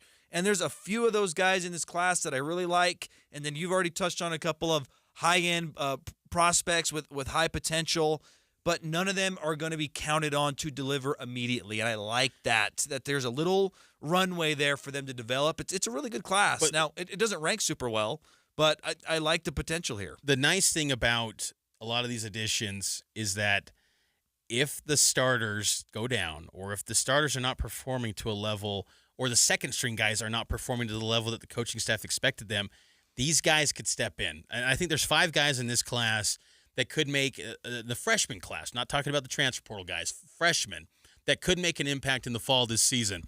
Tyler Payne, 6'1", 200 pounds, linebacker. Now you think linebacker, he was set at that spot. Look, I get it. Ideally, you don't see him play. Yep. But I would not be surprised if he makes a dent and has some sort of role, whether it's special teams, something. I think Tyler Payne's going to be a heck of a football player out of Weber High School, the son of Matt Payne, a great BYU kicker and punter. Tyler Payne, even Jay Hill said, he gives us something at the linebacker position an element that we don't have. And man, he is just a downhill specimen. He will load up the tackles in the middle of BYU's defense. It's crazy. Last year, the leading tackler was Isaiah Glasker.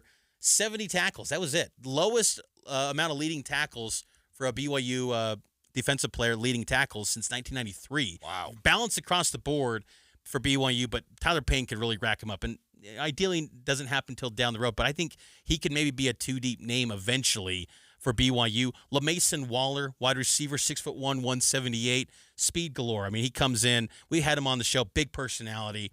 Fesi Sitake, he's done a great job in recruiting wide receivers, and LaMason could have a chance. Andrew Williams, 6'8", out of Missouri, offensive tackle. He's 277, but he's enrolled now.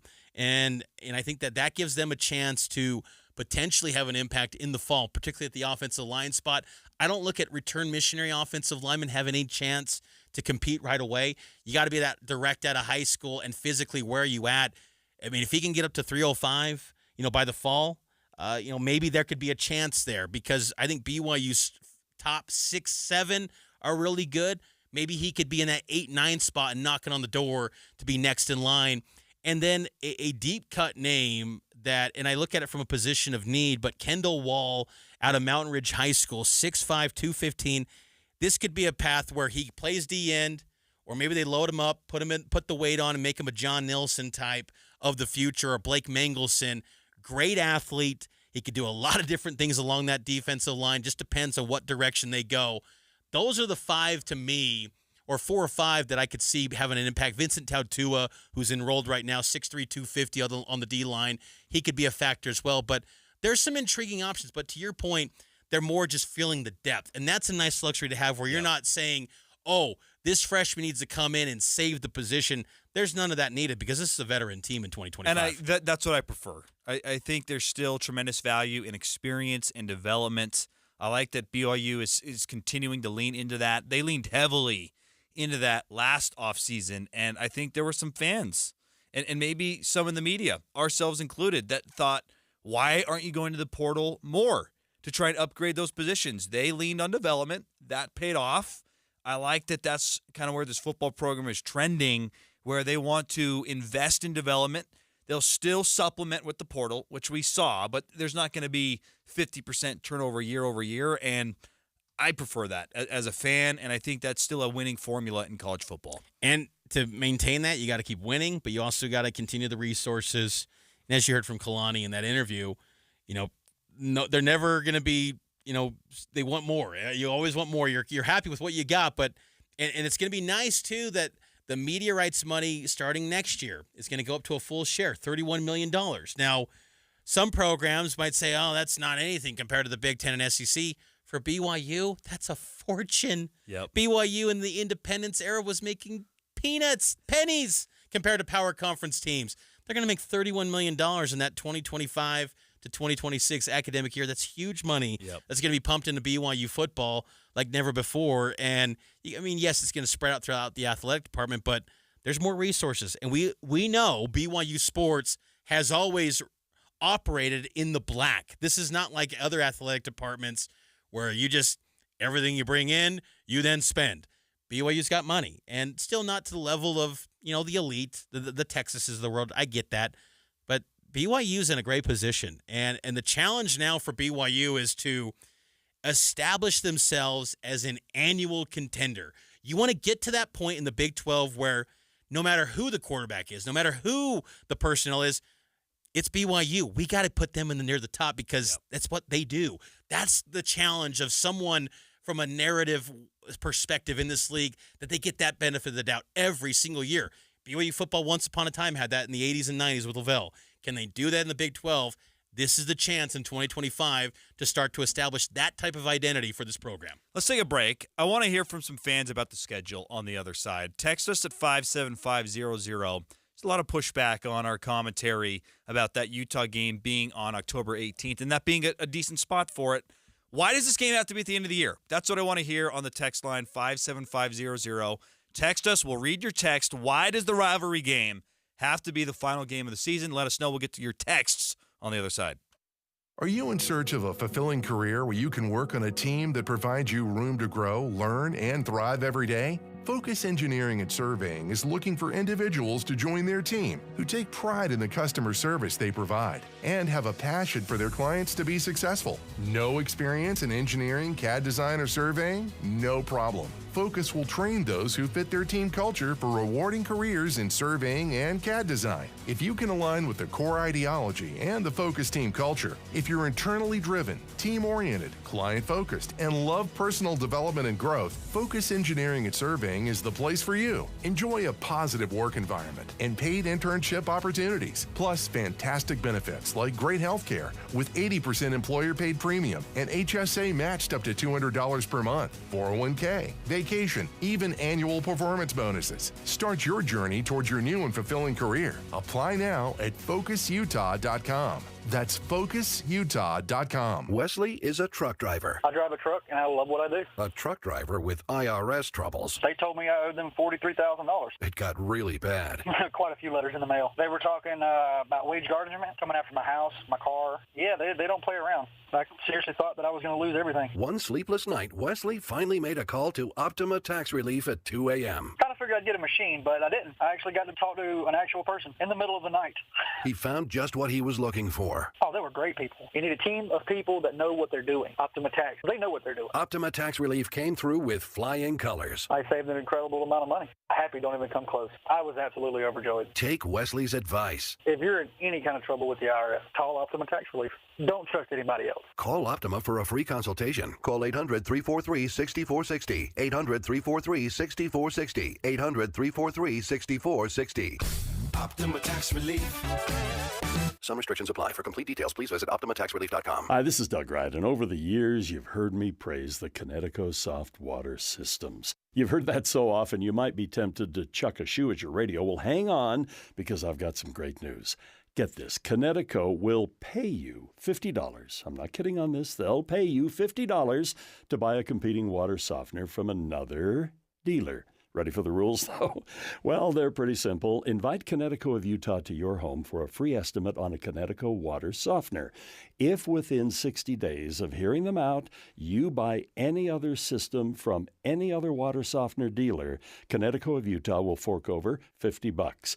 That's how sure they are that after hearing them out, you won't settle for anything less than a Connecticut water softener. Now, this offer does expire in 30 days, so don't delay. Call Northern Utah's authorized Connecticut dealer, Connecticut Quality Water Systems of Salt Lake, 801-576-8600, or log on to softwaterutah.com. That's softwaterutah.com. Tell them Doug sent you.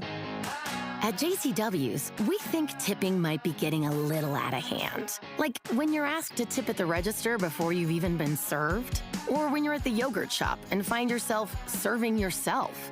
And don't even get us started on frosted tips making a comeback. That's why at JCW's, when you pay for a third-pound ranch bacon cheeseburger, that's what you pay. And no one at the register is going to stare longingly at you while you awkwardly maneuver through the tip screen for food you don't even have yet. Honestly, we're just happy to see you at any of our 5 locations in Provo, South Jordan, Lehigh, Harriman, and American Fork. So come on in and enjoy some quality time and great food with family and friends. And we promise, we won't be pushing you for a tip. Hey, this is Chris with JCW's, and we just want to say thank you, and especially to our loyal customers. We want you to know that at JCW's, your business is all the tip we need. JCW's, quality and a lot of it. The UACPA supports certified public accountants in Utah through ongoing professional education and leadership development. Find a CPA that works for you at uacpa.org.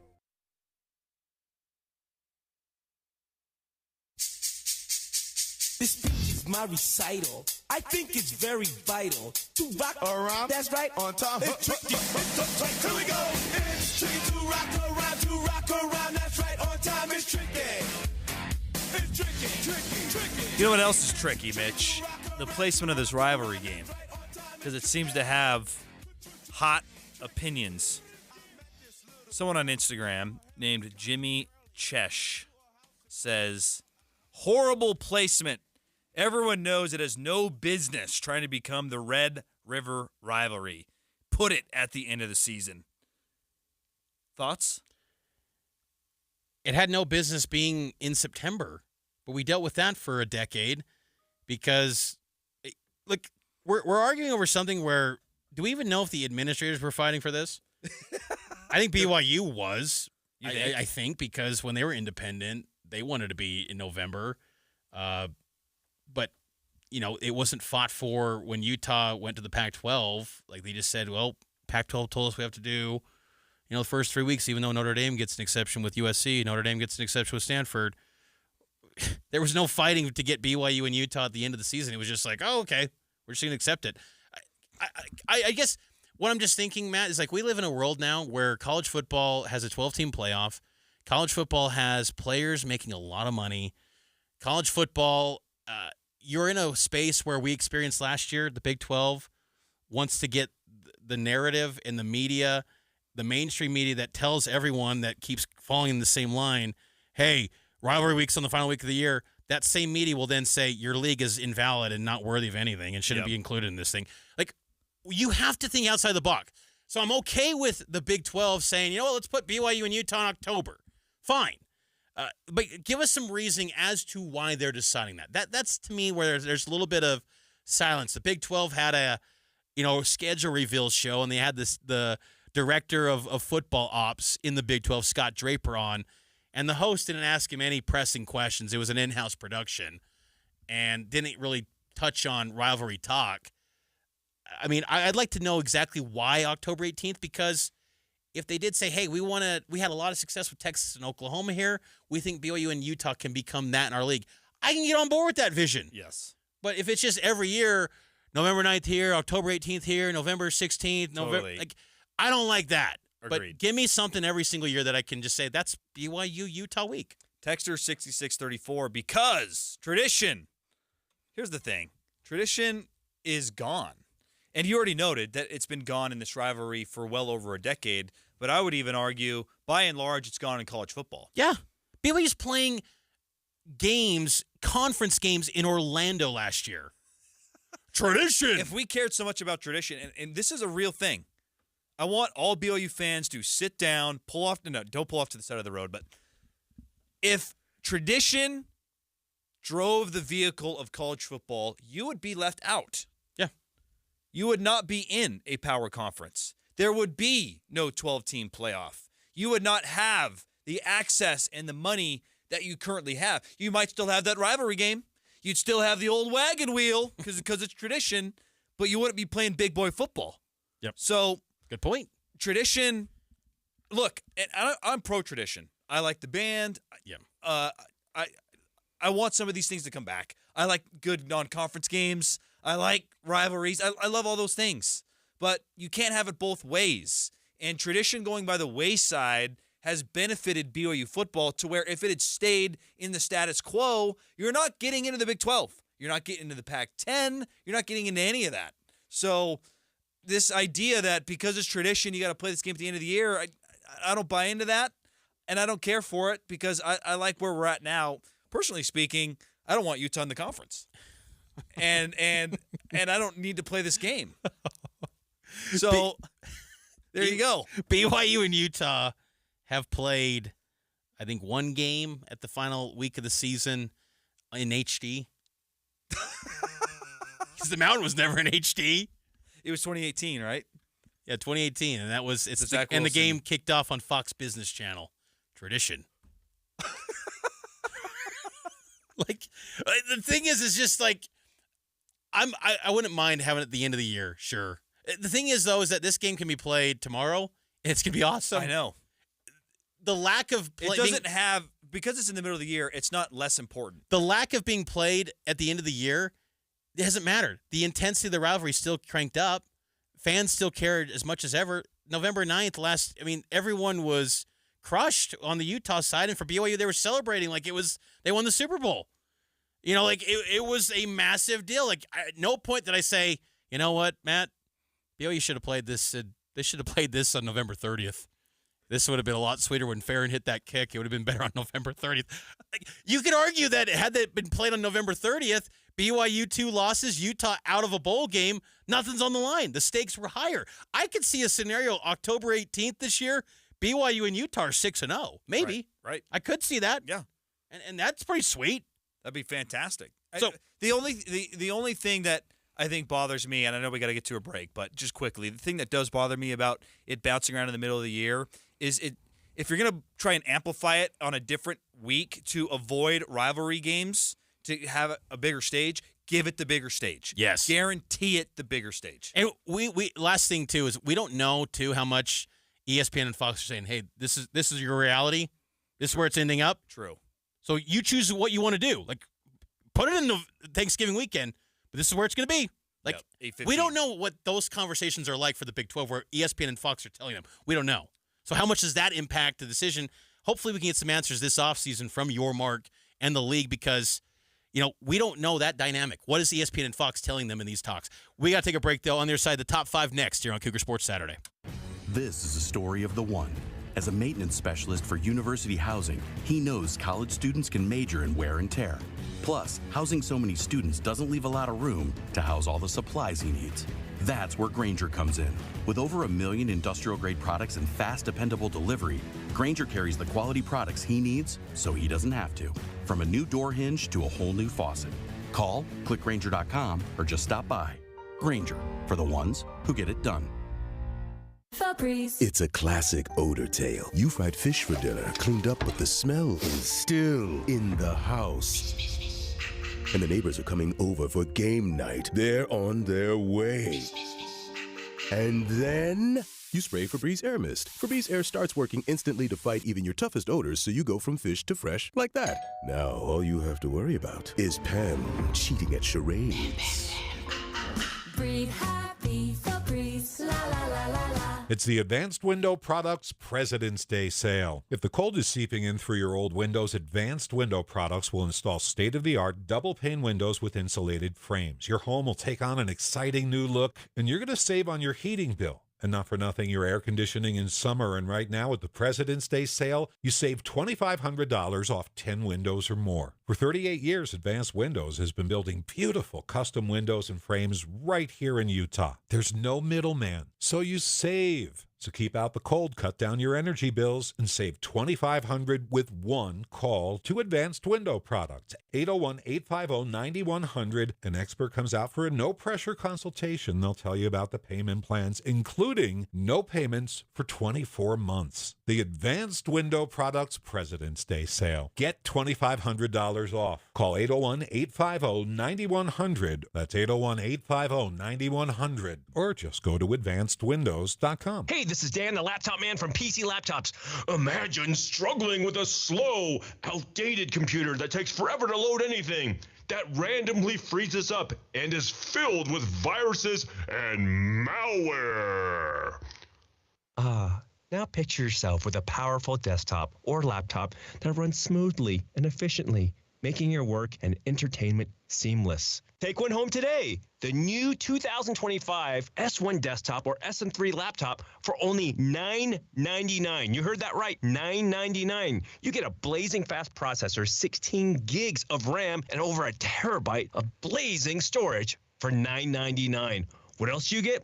Lifetime service warranty, and we have 12 months special financing on approved credit. Hurry in right now because supplies are limited, because at PC Laptops, we love you. Just check us out at PCLaptops.com. $999, PCLaptops.com. All the other programs out there push the drugs, and I wanted to do it not using drugs. Worried about all the side effects from the new weight loss drugs? Let Soda Weight Loss help you let go of the weight for good, without drugs, injections, or side effects. It was just time. We saw ourselves in a picture and said, let's do it. And he called, and it's just been a wonderful journey. Soda has all the parts that made it successful for us to lose weight. The counseling without drugs, it's the best program in my book. Soda Weight Loss is the #1 weight loss program in America for client satisfaction and results. And we have the proof at sodaweightloss.com. Right now, when you join with a partner, you only pay for one. Let Soda Weight Loss help you drop that belly fat faster than you ever dreamed, naturally. Go to sodaweightloss.com right now. Achieve your weight loss goals with your partner and only pay for one.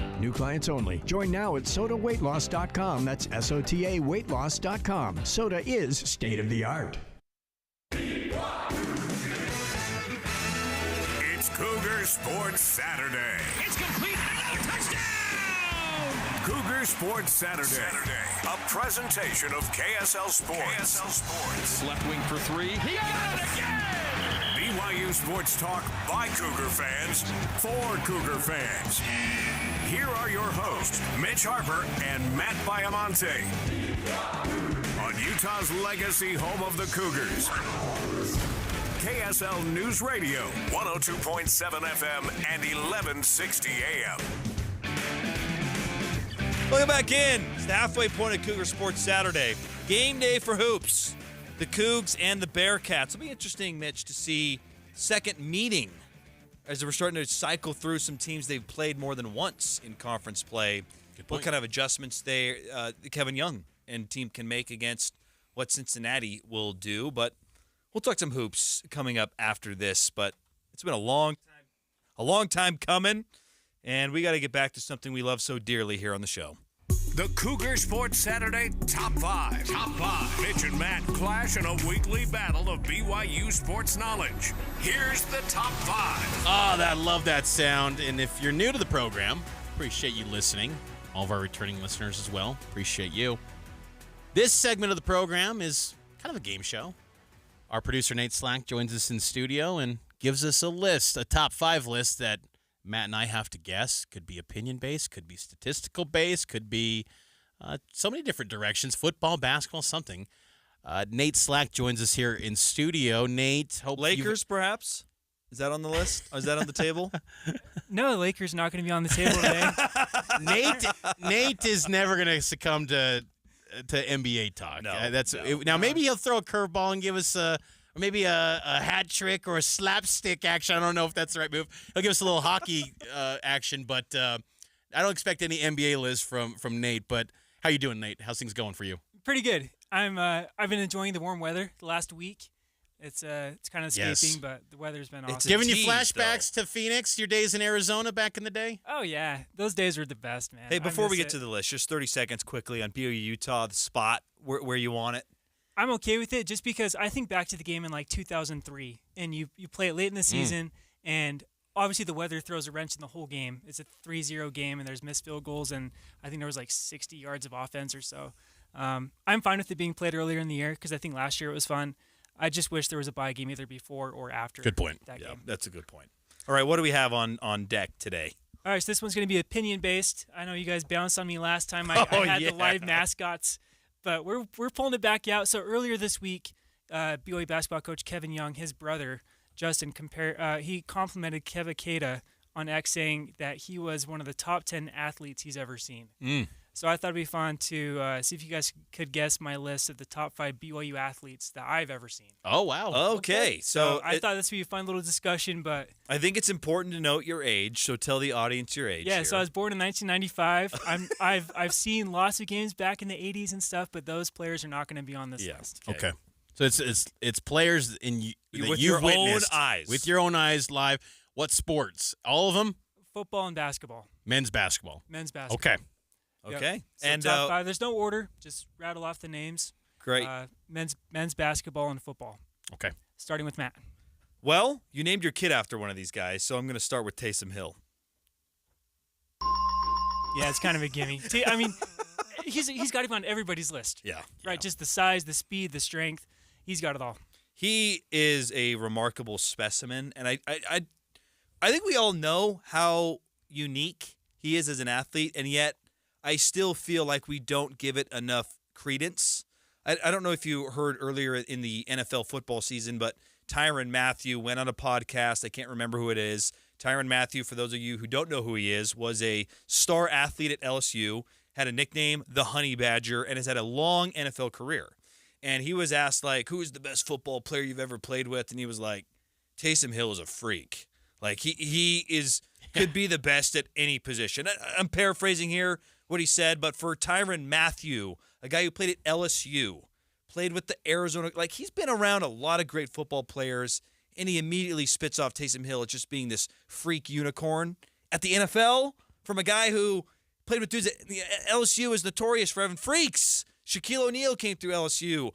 Justin Jefferson, Jamar Chase, like, they have so many good football players, and he brings up Taysom Hill. Like, I think we maybe underappreciate how unique Taysom is from a physical standpoint. Well, and to your point, I'll say this because knowing that the list is from 1995 on, it's Steve Young. Like, Steve Young was an incredible athlete. Danny Ainge was an incredible athlete. But, like, Taysom, it's insane because how he's built as a quarterback, the arms. I remember there was video, Dave Noriega, back in the day, KSL and Alex Curie did a video inside the weight room at BYU, a day in the life with Taysom lifting weights, and the dude put up, like, he looked like Tishawn Karoma throwing up the weight on the rack. It was like, that's a quarterback, and he's doing it with ease.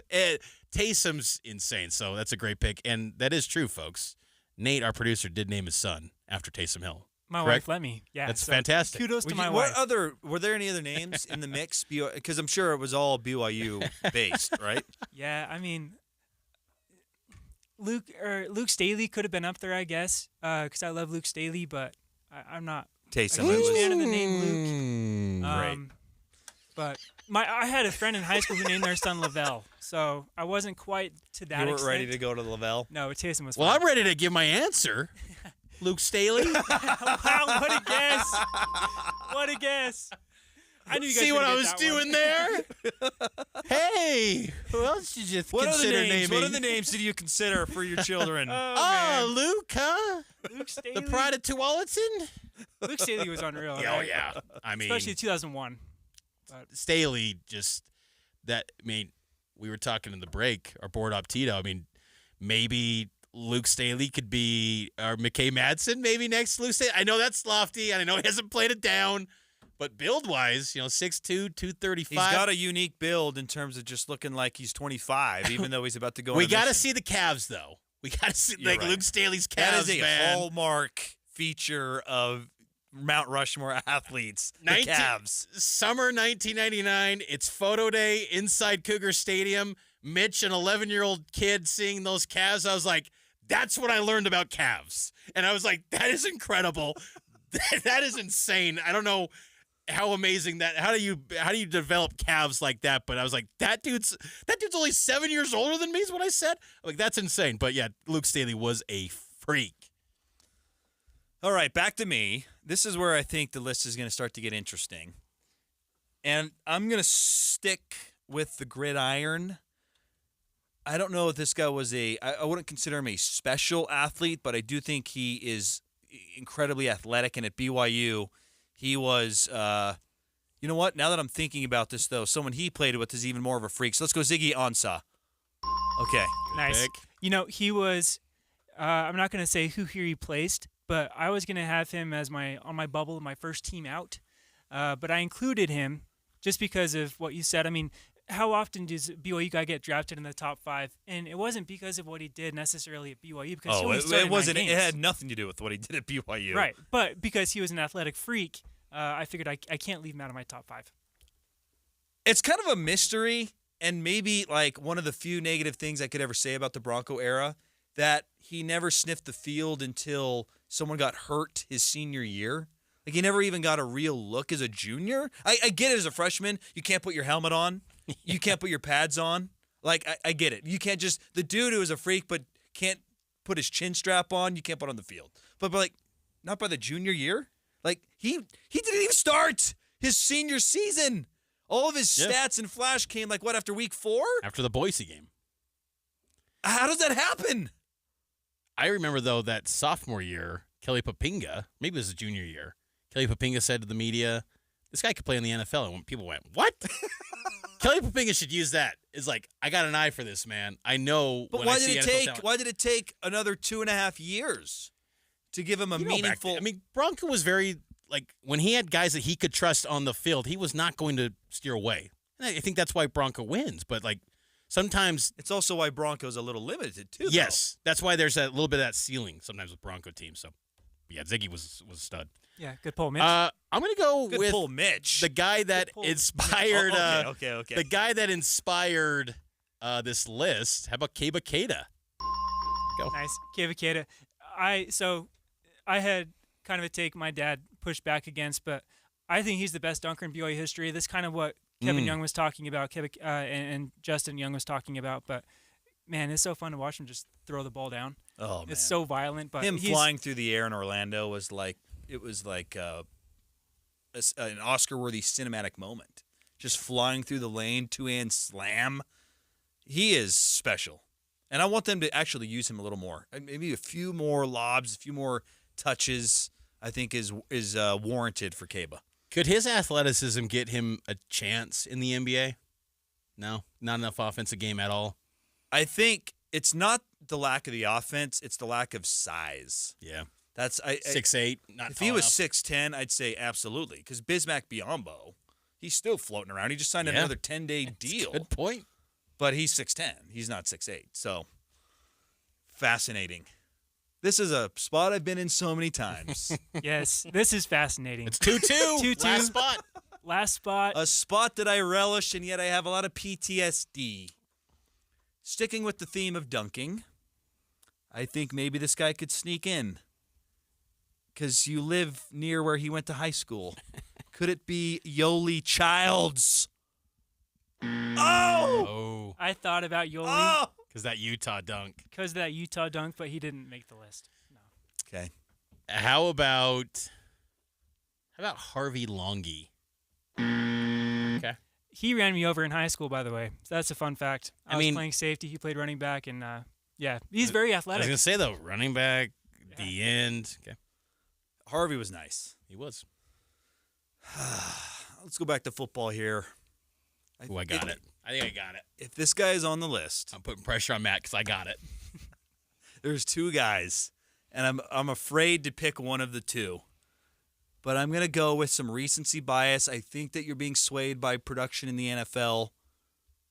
Fred Warner? He's going to say Zane Anderson. Oh, that's good too. That's good too. At Pro Day, when he took off his shirt, I thought, wow. Amazing. Kind of like Mitch with the Cavs. Yeah. I thought, wow. Yeah, Zane Train. I thought I was going to get Zane that. Train would have been a He's nice been flowing pull. in the league, too. I mean, he did some nice things this year in the NFL. It's amazing he's hung around this long. Yeah. And finally he's getting some run with the Packers. I love to see that. All right. Got to be Kava Hanoi, right? You guys are getting pretty close though. Alani Fua. That's a a nice pull. That's a good pull. I was on my mission, and so I didn't get the full grasp of Alani Fua. I saw Alani his was games, nice. He was freaky. I mean, he was in the league. He would have stayed with the Cardinals until he got, I think it was a preseason injury. But yeah, that dude got to the league without much film at BYU. I think he only had one season as a starter.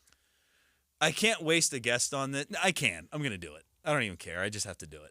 Tyson Williams, baby. And again, for our listeners, this is an opinion-based list by Nate. We have nothing in front of us. We're trying to guess this top five. It's 2-2. BYU football or men's basketball players, best athletes. How about Mike Hall, dunker? Okay. He was a baby. He was my number 6. Well, he had Luke Staley. He was my number 6. He was your number 6? He's the guy I had, and then I subbed him out for Ziggy Ansah. See, and him and his dad were having an argument about dunking, so I was like, maybe there's a chance here that Mike Hall's in. So, it's close. Wow, there's a lot of guys. I feel like it's going to be a football guy. That's my okay. That's my Give one more hint. He's recent. He was coached by Kalani. Okay. Coached by Kalani. Is that so? That could be. We could go a lot of different directions with that, couldn't you? This is year 10 for Kalani, by the way. That's crazy. It is crazy. It's nuts. Let's go with. I don't think he should be on this list, and that's why it's an opinion based. But the swag daddy, Jamal. That's fair. I wouldn't have put him top 5. Good football player though. I'm drawing blanks, but Jonah Trineman. That's a good pull. I mean, the 4.2 speed. It was like 4.29 at the 40. He was with the Jets for a brief moment. I don't think this player should be in the top 5 of best athletes of your lifetime, but he's having a nice little run. Puka Nacua. Yeah. He can't be in the top 5 though. That's a good pick. I think it's a good. How can he not be in the? I'm kicking myself. He doesn't even run a 4.4. No, but look what he's doing in the NFL. He's got football speed, Matt. But your production in the with league, the pads, he's production got in the league has nothing to do with freak physical skills. Look at the touchdown catch against Boise State. He's flipping all over the place. He's being held back. He's catching the ball. Took him to the house. I strongly he made the jet disagree. sweep look cool. And I'm a massive Rams fan, and they just moved off Cooper Kupp to elevate him to wide receiver 1. It's beautiful. He's playing a phenomenal football, and I love Puka Nacua. But we're talking about the 5 best athletes we've ever seen. Jonah Trinnaman's a better athlete. But Puka's a football athlete, and it's an opinion. I agree with Nate. I can't believe I missed that. Puka's a stud. Who got left? Mike Hall got left off for Puka. Right? All right, I revoke Matt's win. I award it to Mitch. Why? Give me just, for real, though, walk us through why Puka, from an athletic perspective, is there. I think just because of people always use the word shifty, I guess, his shiftiness. He's a lot bigger than you would think, watching him on TV and stuff, but we've interviewed him and stuff, but being up close, he's a lot bigger. But I don't think you can get away with being as productive as he's been the first 2 years in the NFL without having elite athleticism. What's wild about Puka, too, is that his build, he's been that way since about 15. True. He's been that size. Watching him in a high school combine, it was like, whoa, that is a man-child, and it's played out. I mean, Puka's a stud. But I think that I was kind of falling victim to the track time, but then I needed to put more stock into on-field production because the Trinnamans of the world were... But that to me has nothing to do with athleticism. Yeah. But Puka, the way that they utilized him in the offense, he could be a running back, he was a receiver, he could play tight end, he could do anything. I will say, one play does stick out in my mind to back up his point. The jet sweep against South Florida, where he ripped it down the sideline and outran some of the South Florida players. That is athletic. And the Boise catch, that game winner. That's one of the all-time great catches in BYU history. The acrobatic nature to adjust, that was pretty impressive. Congrats, Mitch. Yeah. He didn't win. I'll take the win. Where's the congrats from me? I appreciate that. I'm playing to my people. Let the record state, Tito, that this goes in my win column. All right, let's take a break. On the other side, we'll maybe talk some Super Bowl, and then we'll dive into BYU basketball, getting ready to take on the Cincinnati Bearcats. Coming up a little bit later at 4 o'clock, it's Cougar Sports Saturday here on KSL. Camping season is right around the corner, and Motorsportsland is throwing a huge RV party in the KZ RV Mega Tent. Come and check out hundreds of the newest RVs, RV accessories, and enjoy exciting activities including kids' movie nights, RV seminars, on-site radio events, yard games, live bands, food trucks, and did we mention over $30,000 in giveaways? Event sponsors include KZ RV, Owned by Cummins, Suburban RV Appliances, Lion Energy, Lippert, Top Big Game Outfitters, Equalizer, and many more. Free admission, free seminars, and free activities. No need to wait for a show. Buy your RV at Motorsportsland this week in confidence with our best price guarantee for 2 weeks after your purchase. Check out motorsportsland.com for event schedule and guarantee details. Adventure awaits at Motorsportsland's Mega Tent RV event. Let Motorsportsland help you get away. 4001 South State. This is Derek Overstreet of the New Millennium Group and host of Stop Working and Start Living Radio. If you're close to or in retirement and you don't have a tax plan, call us right now, 888-999-6370. That's 888-999-6370. Listen, our country's been spending like never before, and the tax bill is coming soon. If you need an income tax strategy and a financial plan that will get you through the rest of your life, give my team a call, 888-999-6370. That's 888-999-6370. If you want an investment plan that allows you to keep more of your gains and pay less taxes, give us a call, 888-999-6370. My team specializes in the type of plan that will get you retired 3 to 5 years sooner than you thought possible. So, get a no-cost tax analysis by calling 888-999-6370. That's 888-999-6370. My team is standing by now. KSL offers the best daily newsletter in the state. It's the 3 things you need to know. Every weekday, we deliver quality and relevant content to your inbox. No ads, no spam. Just the 3 things you need to know to be informed about the world around you. Subscribe today. Visit KSLNewsRadio.com or text the word INBOX to 57500. That's INBOX to 57500. Your little one deserves a big welcome.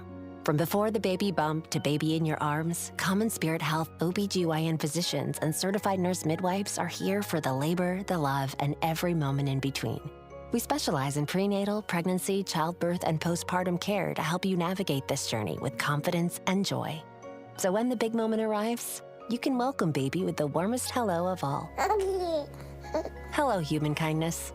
mountain.commonspirit.org. Sherry, what have you done to your hair? What do you mean? Does it not look good? It doesn't look good. It looks freaking amazing. I can't believe how thick and healthy it looks. Oh, I must know your secret. No secret. It's hair volume from New Nordic. Hair volume, huh? Well, it certainly lives up to its name. Your hair has never looked so thick. It is gorgeous. I was so tired of having thin and brittle hair. Ugh, and the shedding. So I figured I'd give hair volume a try. Needless to say, I'm thrilled with the results. Hey, where are you going? I'm gonna pick up some hair volume right now. My reunion's next month and I want my hair to look as good as yours. Hair Volume is the best-selling hair tablet in the world and one of many award-winning natural health products from New Nordic, the #1 supplier of dietary supplements in Scandinavia. Purchase at newnordicusa.com or your local CVS. Available as a tablet or delicious gummy. Help your hair look full, voluminous, and beautiful again at newnordicusa.com or CVS.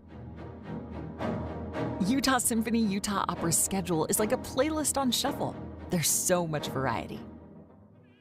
Enjoy films, operas, pops, masterworks, and family concerts, all performed by one of the finest orchestras in the country. Tickets start at $21. Visit usuo.org.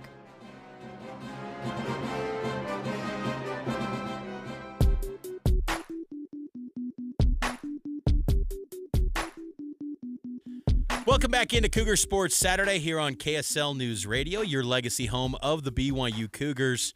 It's a super weekend. BYU basketball gets us started, and then Sunday, Super Bowl. You have a party planned? Funny story on that. Going to the mother-in-law's house this weekend. A couple weeks ago, my wife started planning with her mom. The foods? Yeah, and about a week and a half ago. And my wife said to her mom, like, what do you want to have on that Sunday, February 9th? My mother-in-law said, roast beef and potatoes, like it's a normal Sunday dinner. My wife's like, you realize it's Super Bowl, right? She's like, oh, it's Super Bowl? Like, love my mother-in-law. She's awesome. How does that happen? How are there people that not know the Super Bowl? If you walked into a Super Bowl party and they were serving up beef stew and potatoes, would you just be livid? I'd be just distraught. I would be so sad. Where's the pizza? Where's the wings? Where's the pizza rolls? Mom's cooking the pizza rolls. Isn't that like a joke, like an old joke, a meme? Hey, Mom's cooking the pizza rolls. Nope, roast beef and potatoes. Are you kidding me? My mother-in-law, I think, was, bless her heart. I mean, she just didn't know. She's not as tapped in on the sports scene. I haven't rubbed off enough yet on my mother-in-law, the sports That's a good starting point. Super Bowl Sunday, get the right foods, and just work up from there. We'll get there. We'll get there. Who do you have winning? Should we go round table? Get our Super Bowl picks in? Nate, who do you got? I'm going to go with the Eagles. I think the Chiefs have played really well this year, but they've also had a lot of late wins, kind of questionable wins. But I think Saquon Barkley is the difference. I think the Eagles win this one. Mitch? I'm going with the Eagles as well. Pains me to root against Andy Reid, but I'm done with the Chiefs dynasty. I want to see him fall, and I'm going with the Eagles. Come on. How could you do that? Don't disrespect Andy Reid. Look, I just chalk it up to my Raider fandom. The Chiefs have a significant advantage at quarterback, and that's where I'm staying. Three-peat Kansas City Chiefs. I mean, that'd be cool to see history. Sure, yes. Like the three-peat, but I'm just kind of done with them. I want to see the Eagles win another one. I'm okay with them. It should be fun either way. It'll be a really good game. Yeah, I'm looking forward to it. A lot of people have been poo-pooing, for lack of a better word, this matchup, but I think the Saquon element, the Chiefs' storylines, I think it's a good matchup. The Chiefs have a good defense too, so it'll be interesting to see how they handle Saquon in the run. Let's take a break. On the other side, Jess Chapman in studio, talking hoops, some women's hoops, some men's hoops. Yes. We'll turn the page to basketball for the rest of the show right after this break. KSL FM Midvale, KSL Salt Lake City. From ABC News, I'm Dave Packard. Musk locked out. A judge ruling his Department of Government Efficiency workers cannot have access to private taxpayer information like Social Security numbers and bank account numbers. The judge citing a heightened risk that the systems in question at the Treasury Department will be more vulnerable than before to hacking. And those government job buyouts offered by the Trump administration? A federal judge put that on hold until at least Monday afternoon. Labor unions have been telling workers not to take the deal, not to trust the administration, saying that this is actually illegal. This, again, is part of the White House's efforts to slash the size of the federal government. They believe that the government doesn't need this many workers, that many of them are inefficient. But experts have been warning that if enough workers resign, this could lead to shockwaves throughout the economy and could also lead to disruptions in critical federal services. ABC's Selena Wang. President Trump says he's firing members of the Board of Trustees for the John F. Kennedy Center for the Performing Arts and naming himself the chairman. He also indicated that he'd be dictating programming at one of the nation's premier cultural institutions, specifically declaring he would end events featuring performers in drag. In the latest ceasefire swap, Hamas releasing a new round of hostages, 3 men after 15 months in captivity. Dr. Hagar Misriya with an Israeli hospital noting, we witnessed significant weight loss that represent the severe conditions which endured by Hamas. In return, Israel releasing 183 Palestinian prisoners. And meanwhile, in Tel Aviv, hundreds gathering again this weekend, protesting Prime Minister Benjamin Netanyahu and his handling of the war in Gaza. They want a deal for the release of all remaining hostages held in captivity instead of the gradual release that's happening under the current ceasefire deal. You're listening to ABC News. Not valid in all states or where prohibited by law. Loans are subject to lender approval. See website for details. Honey, the credit card bill came, and we're maxed out. Maxed out cards, rent is due. We just need some extra cash to help us get by. Maybe we should go to 27cash.com. With our bad credit? 27cash.com is one of the largest personal loan networks. They can help people with any type of credit get up to $5,000, and cash can hit our bank account as soon as tomorrow. When you need extra cash, go to 27cash.com. That's 27cash.com. 27cash.com. Struggling with back taxes or unfiled returns? Owe the IRS $10,000 or more? With the IRS ramping up enforcement, taxpayers across the country are turning to tax relief helpers. Call 800-885-0622 now. End IRS stress today. Stop collection efforts, wage garnishments, and sleepless nights. Tax relief helpers can help you or your business settle your tax debt quickly and affordably. Call the Tax Relief Helpers hotline at 800-885-0622. That's 800-885-0622. Start your relief today. It's Cougar Sports Saturday. It's complete and another touchdown! Cougar Sports Saturday. A presentation of KSL Sports. Left wing for 3. He got it again! BYU Sports Talk by Cougar fans for Cougar fans. Here are your hosts, Mitch Harper and Matt Baiamonte. On Utah's legacy home of the Cougars. KSL News Radio, 102.7 FM and 1160 AM. Welcome back in. Hour number 3. In 1 hour from now, we'll hand it over to Greg Wrubell and Mark Durant live from the chili capital of the world, Cincinnati, Ohio. Skyline Chili. Have you ever tried that? Have you ever been to Cincy? I've not. Me neither. The home of Mark Durant's mission.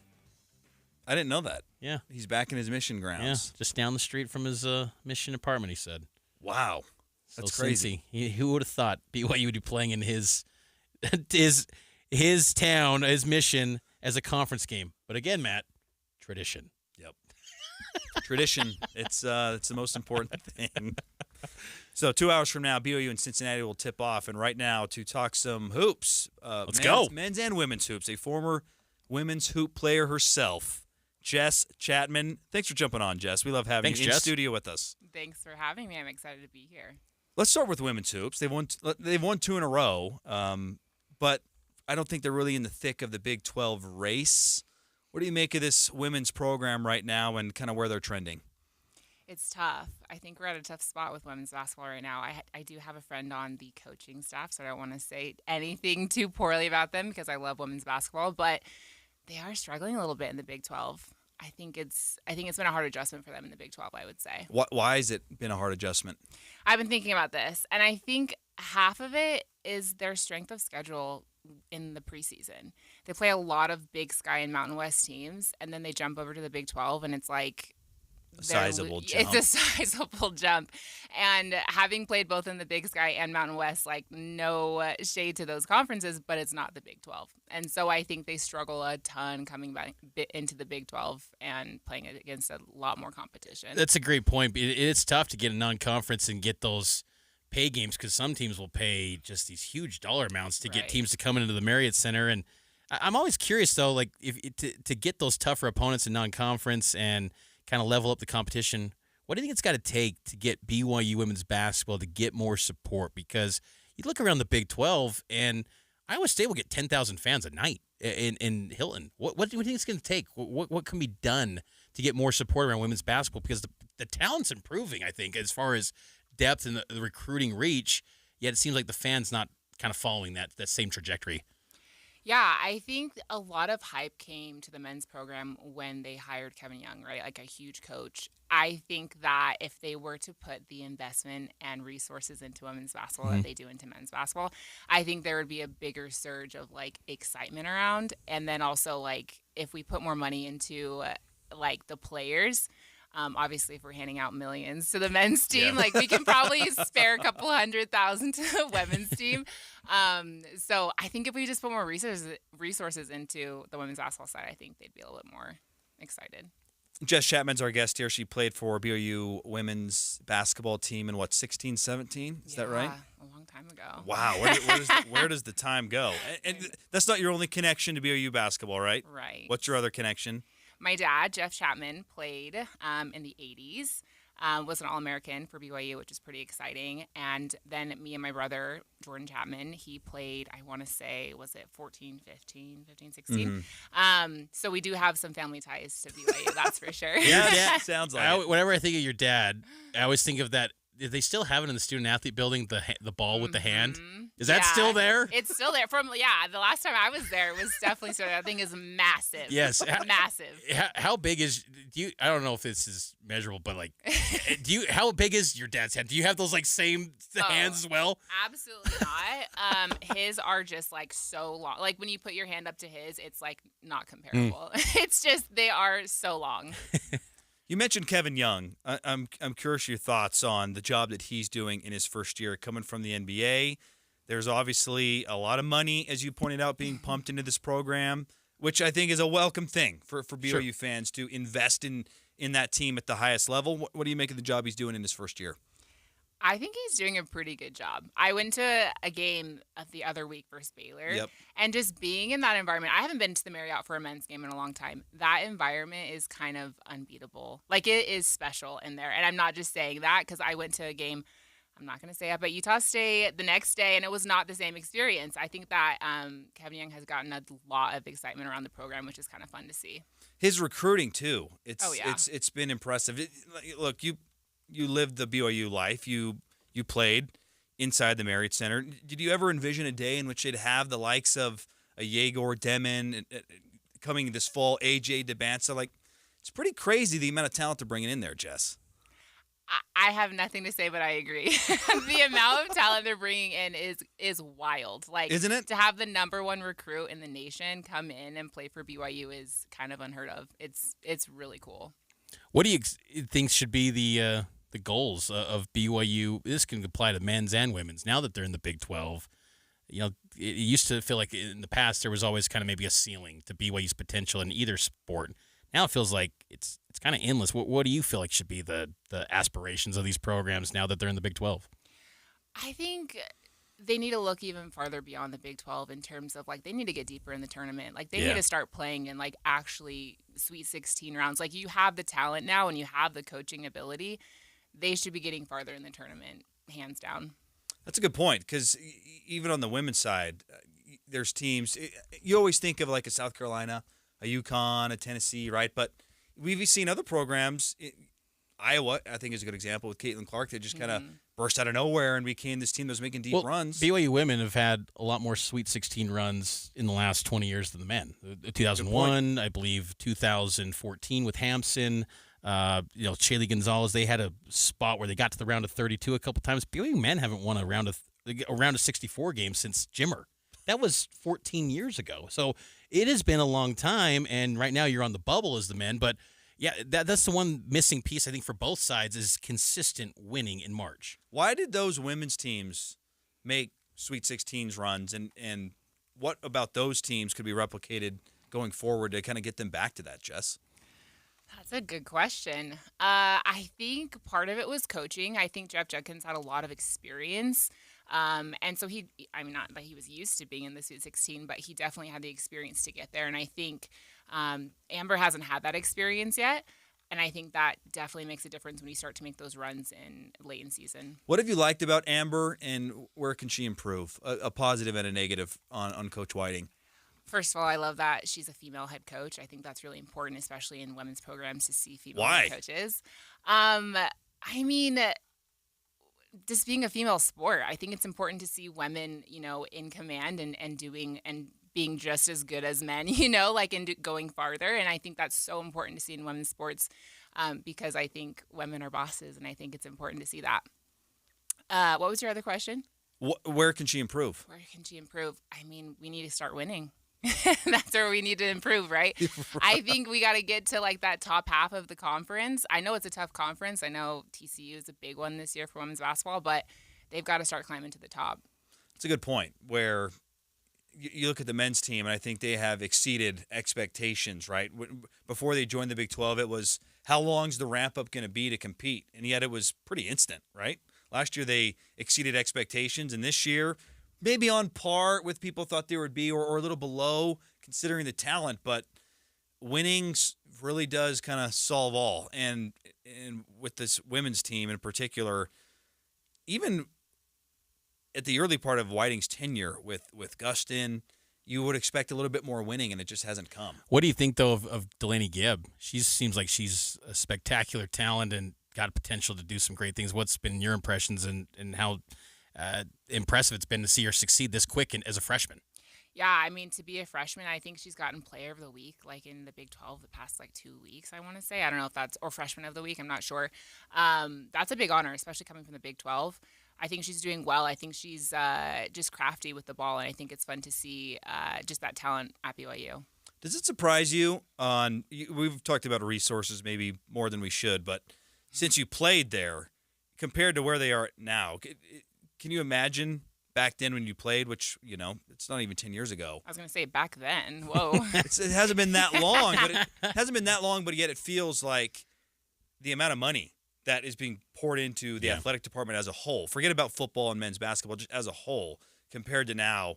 Did you ever dream of a day where they'd be landing the recruits they would get and building facilities that they have? It was a different time when you played in terms of money towards that. You ever think about just, I can't believe that BYU is investing at the level that they're investing in? It's actually crazy to think about. And I think it's more shocking just in general of where the NCAA is with NIL.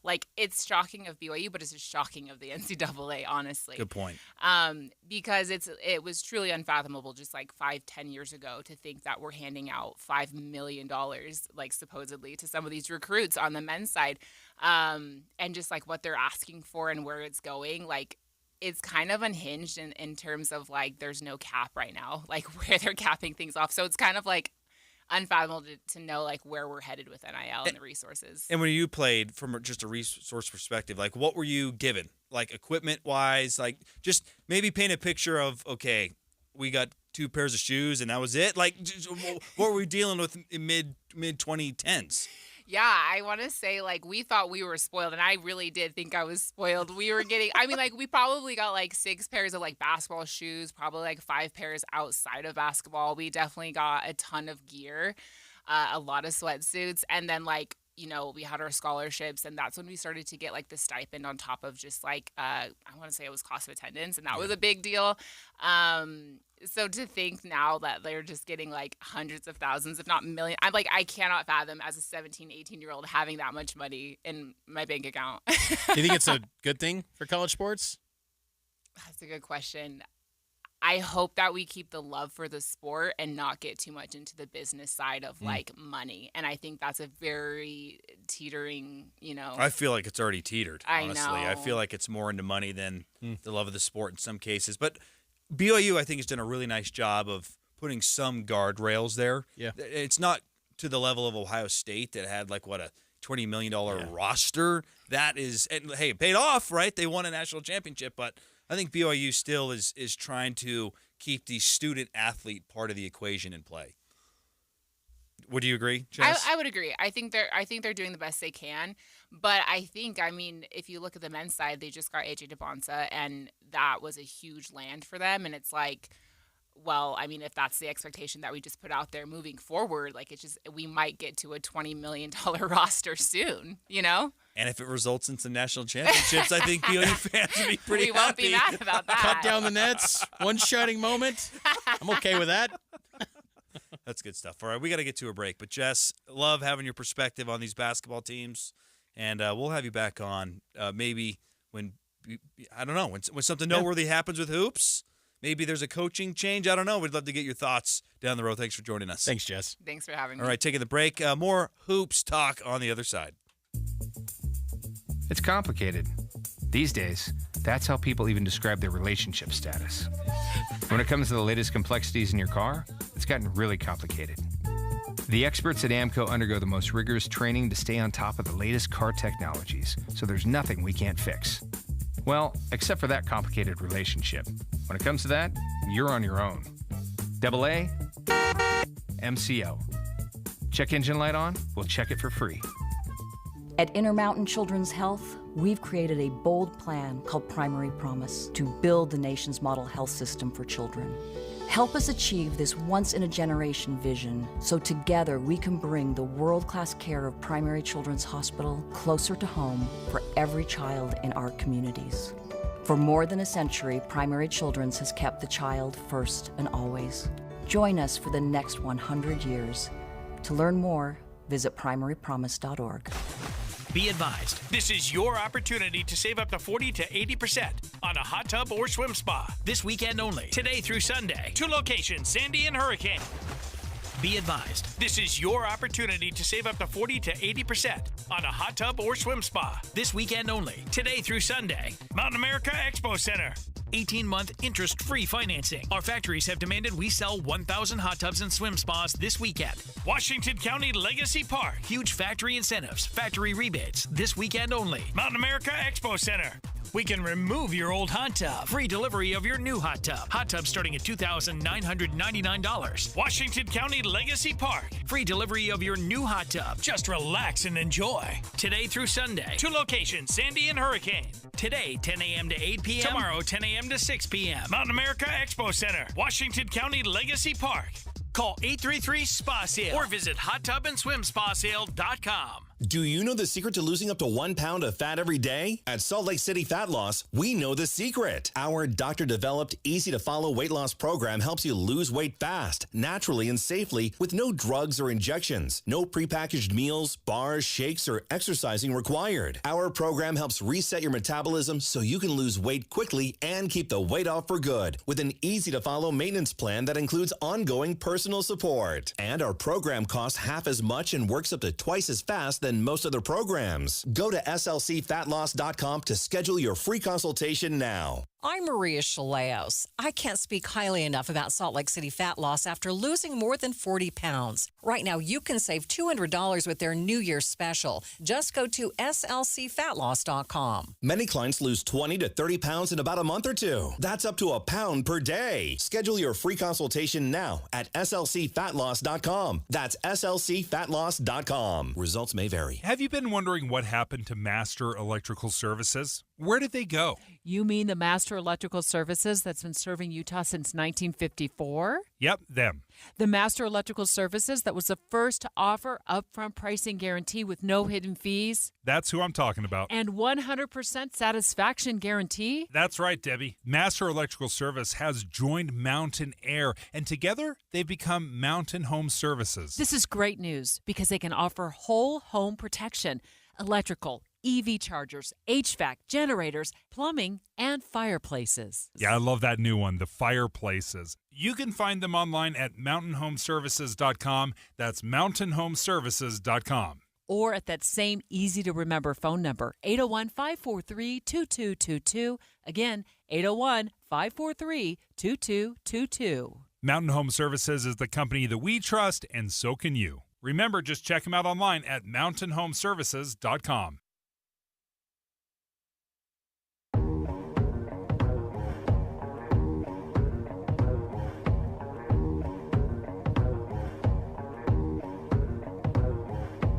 Welcome back into Cougar Sports Saturday here on KSL News Radio. Big thanks to Jess Chapman. Talking some BYU hoops here on the show. Women's basketball, men's basketball. BYU women are in action tonight at Baylor. They got a tough road trip this weekend, too. They got Baylor tonight, and then they got TCU, top 10 TCU, with Haley Van Lith on Tuesday night in Fort Worth. And then the men, of course, they'll take on Cincinnati today, and then Tuesday, West Virginia. We'll talk about Cincinnati, of course, today, 4 o'clock tip. And then Monday night, we'll preview that West Virginia game with Cougar Nation live here on KSL at 6 o'clock. We'll take your phone calls.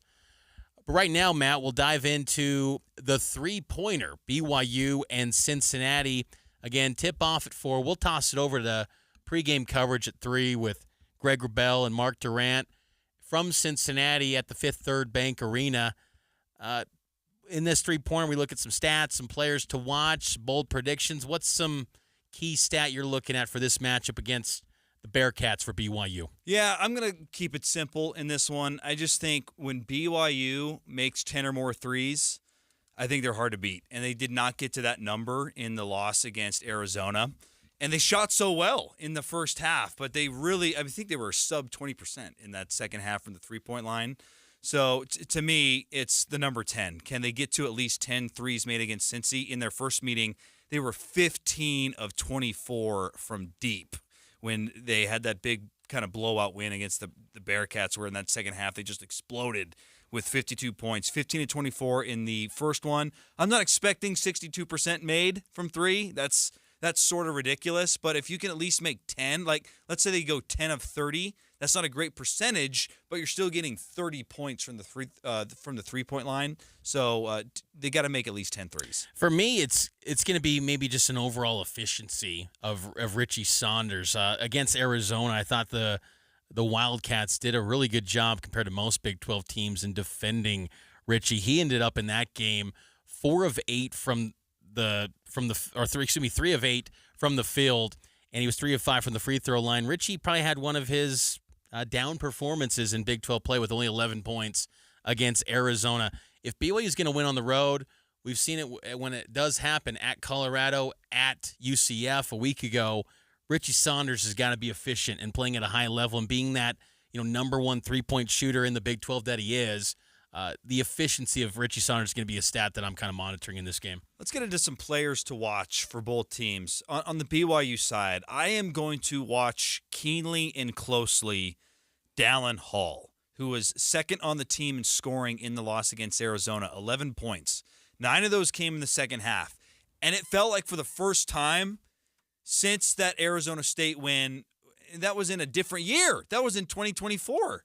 It felt like the first time in a long, long time that we saw a glimpse of what Dallin Hall should be doing every single night. No one knows why. For whatever reason, he has been passive a lot this season. Because Kevin Young said multiple times, we wanted to be aggressive. We wanted to be aggressive. And even Dallin Hall noted in postgame in the loss against Arizona, this coaching staff is on me to be aggressive. Now, I thought he did astutely point out, aggressiveness doesn't always mean shooting the ball. Yeah. And I think sometimes we need to recalibrate. They're not asking Dallin to shoot it 15 times. They just want him to be on attack. And he was getting downhill. He was getting to the rim. He had 6 assists to one turnover. And Yegor has been up and down. But I do think the offense, for whatever reason, they've flowed a little bit better with Dallin Hall. And it's probably because of his lack of turnovers. He's still really efficient at distributing the basketball and not turning it over. I just want to see him be aggressive. I want to see him getting into the paint. If it's only 5 attempts from the field, that's fine, Mitch. It really is. But There can't just be, I sit on the wing, I get the ball, I throw it back to Yegor, and he runs pick and roll. I don't like that from Dallin. I want Dallin to be initiating and making moves, get into the lane. It's okay if you take that pass, dribble into the lane, and then kick it out. I'm okay with that. I just don't want to see Dallin floating like a 3-and-D guy. That's not his game.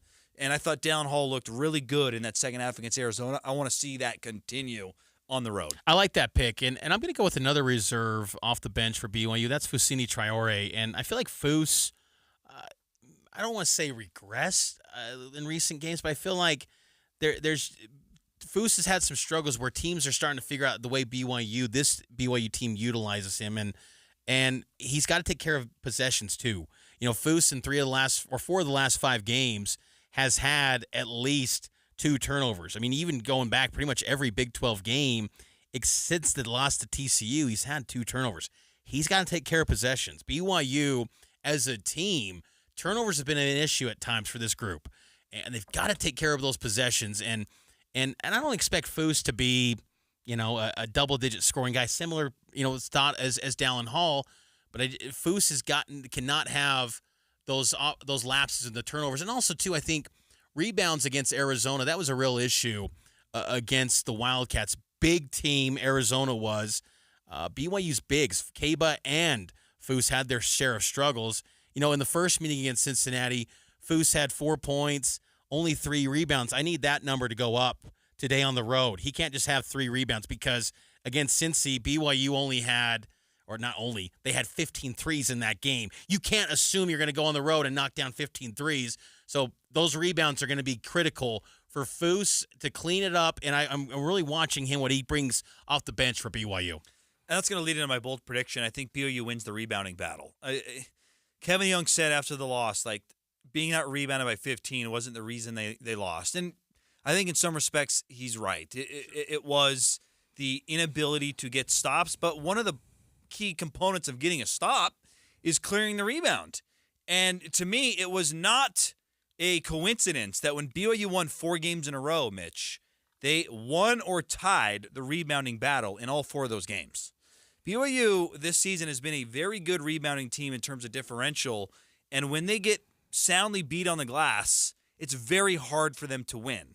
And this Cincinnati team, this is a good Cincinnati team in terms of length and ability to rebound. And one of the underrated aspects to that blowout win against Cincinnati at home was that BYU out-rebounded them by 6. Because last year, when Cincinnati came to Provo and kind of stunned them to start conference play, Cincinnati out-rebounded BYU by 9. BYU cannot go on the road and get out-rebounded and expect to win. That's something that, in large part, you can control. There's some weird, long shots from deep that bounce off the rim weird, and you can't do anything about that. But if you box people out and rebound soundly, you're in a good position to win. This team has to rebound well, and I think they will out-rebound Cincinnati tonight. Cincinnati has primarily been, for most of league play, the worst offense this season in conference play. They had a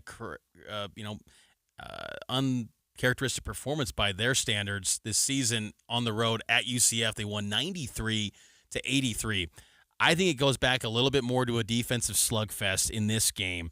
So my bold prediction is that BYU wins a game in the 50s. I think BYU wins this one, but they don't reach 60. I think this is going to be a defensive battle.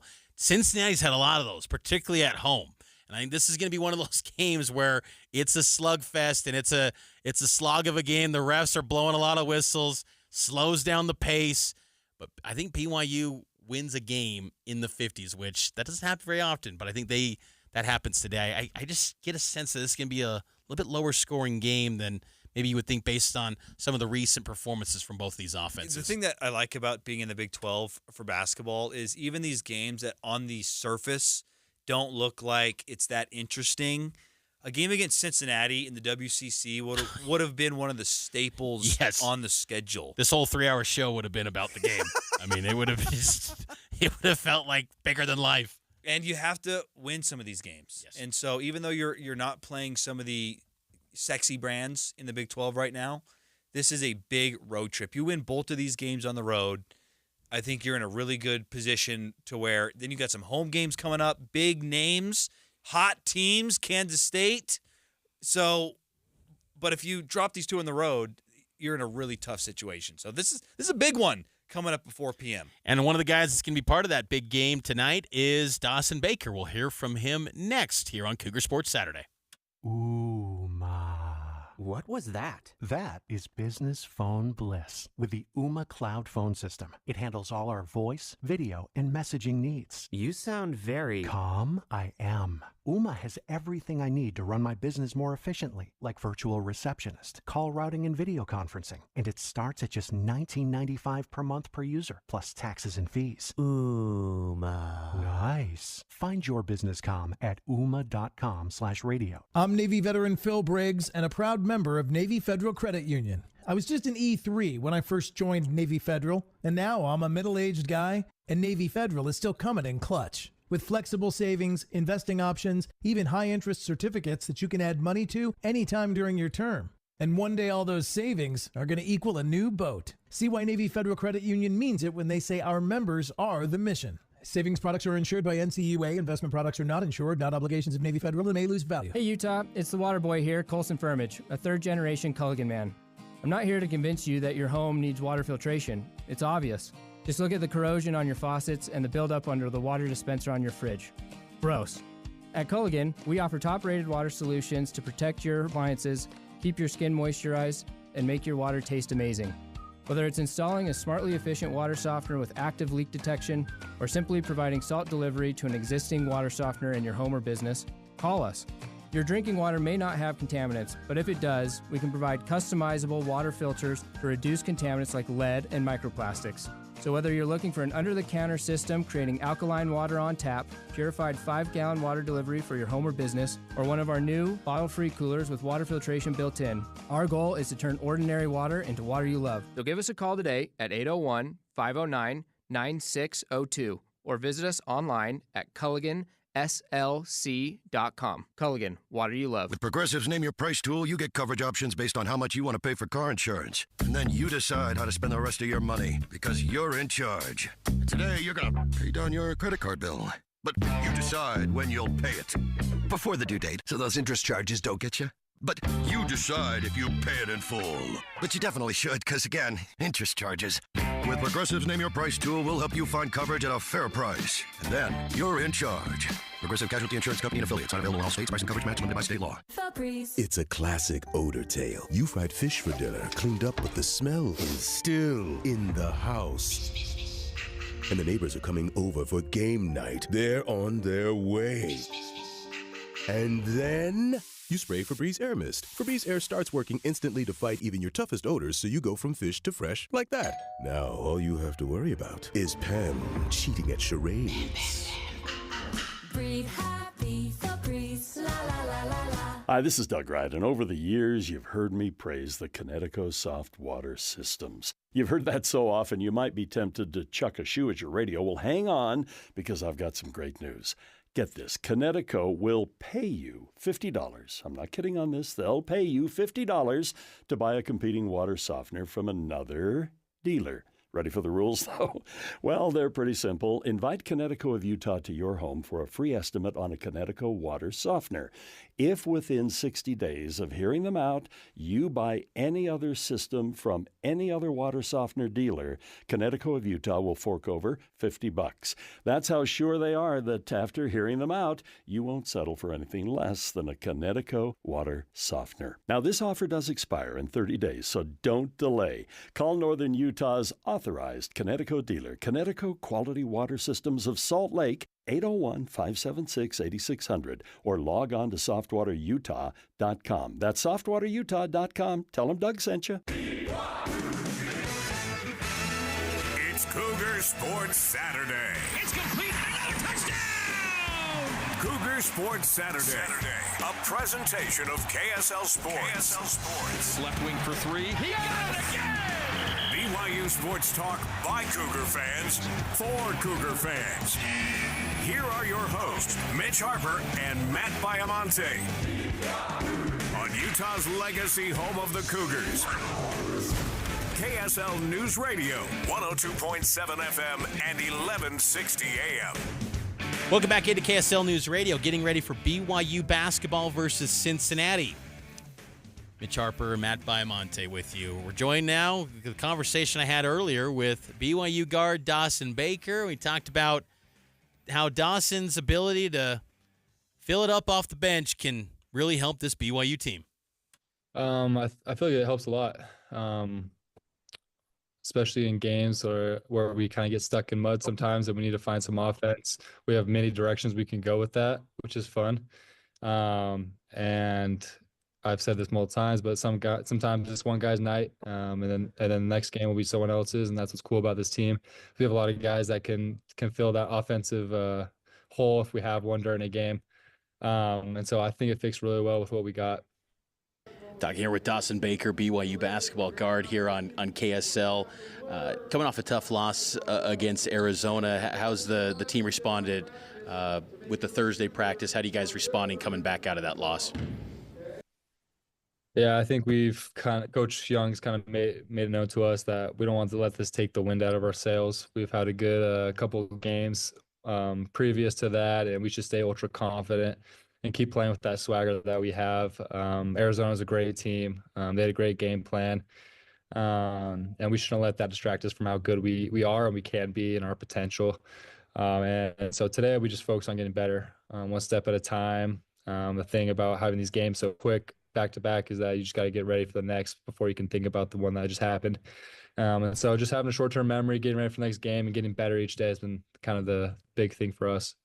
This team's had a good ability to bounce back from whether it's an individual shooting lull or some tough losses. You guys seem to have a tendency to bounce back quickly. What do you think? What's the reason for that? Is it the coaching staff or maybe the culture of this team? What is it? Yeah, I think a big of it is the culture that the coaches have kind of implemented. Each day we just want to get better. And wins or losses, I don't think that determines how hard we work in practice. I think that stays consistent. And ultimately, if you stay consistent, you stack days, you're more often than not going to have great games. And so sometimes when you see a guy have an off night, that's just kind of how the night goes. But, more consistently, more often than not, they're going to have a great game. So just keep stacking days together, staying consistent on our work and our habits and putting up shots on our off time. And so those things have kept us having good games. What do you feel went sideways for you guys against Arizona in that second half? Because in that first half, you guys are going blow for blow with them. It's tied up at halftime. What went sideways, you think, in the second half? Yeah, I think it was interesting. We kind of ran out of gas, which hasn't really happened to us all season, and don't know what to contribute that to. They made it tough on denying a lot of our wings catches. It kind of forced us to play one-on-one or go by our guy, and sometimes that took us a little bit longer to realize that. In our offensive possession, they kind of slowed down what we wanted to get. So a lot of those things contributed us to just having slower offense, second-guessing our decisions. And that's something that we'll continue to work on, just being able to adjust on the fly, realize the guy's playing as hard and that they're denying a catch and just going by your guy and making a play. And so, yeah. Before we talk with Dawson Baker here for a few more moments here on KSL, I'm curious, I wanted to go back to, you navigated injuries in your college basketball career. How's the foot feeling this season? Is it giving you any sort of moments where you feel like, that a little bit tight, or do you feel like you're just back to your normal self pre-injury? There's some moments when just a night before bed, it'll kind of throb or ache, and sometimes during games, but nothing too serious that would kind of, limit me during a game. And like going back to said, I just have ultra confidence when I'm playing that, I'm going to make the next shot. And that's the last thing on my mind is my foot. And so I would never contribute a missed shot or anything to my foot. And so, it's been great though playing this year. After last year was a long year being out the whole season and having to watch. So it's been fun just being more involved on the court with the guys.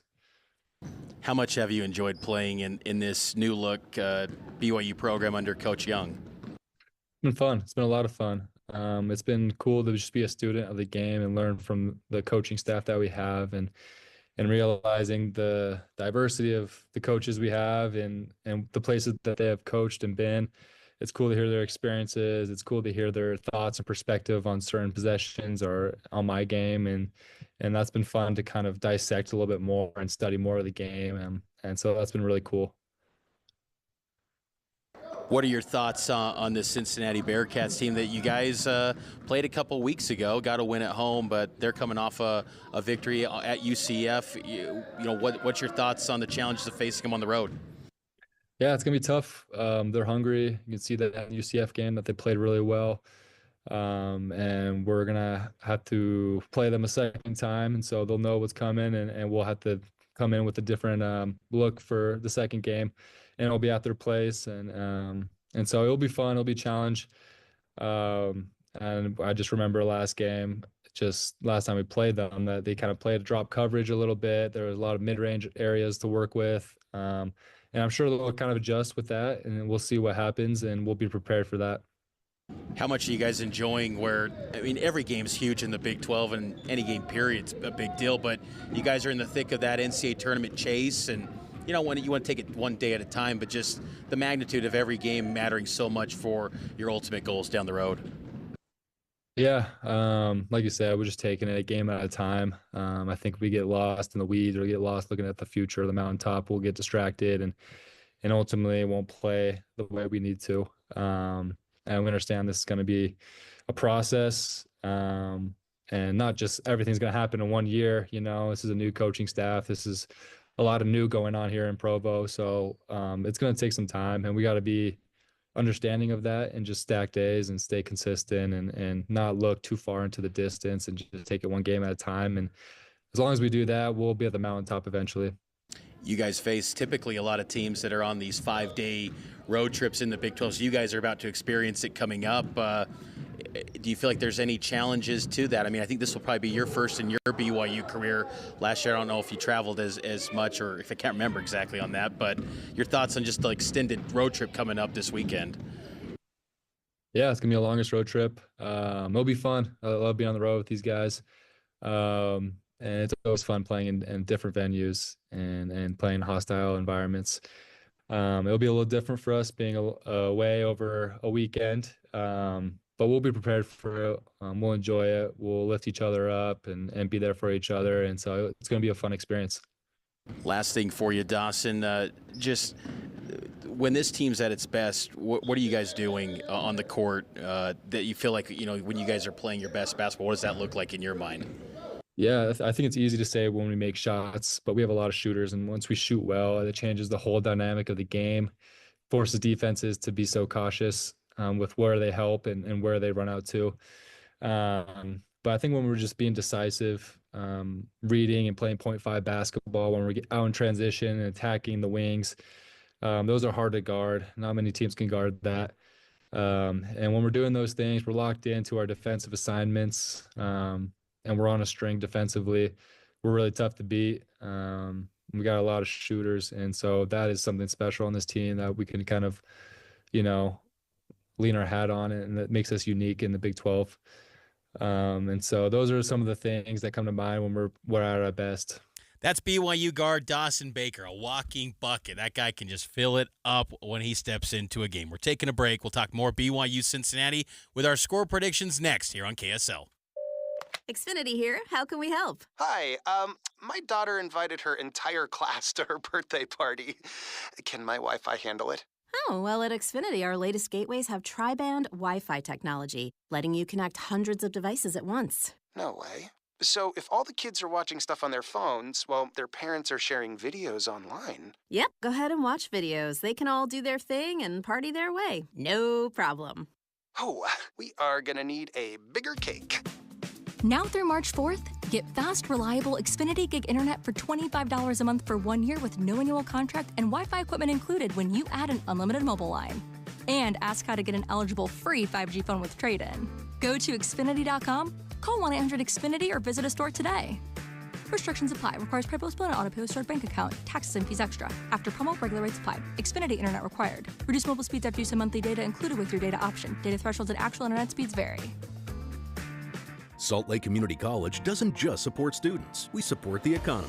At Intermountain Health, we've had a partnership with Salt Lake Community College for over 22 years. The Salt Lake Community College graduates bring to us a sense of joy and excitement about the future, which infuses into our culture. My name is Amy Christensen. I'm the chief nurse at Intermountain Health for Utah and Idaho, and I oversee all the nursing services. SLCC is invested in creating a strong workforce for a strong Utah. See our impact at slcc.edu/community.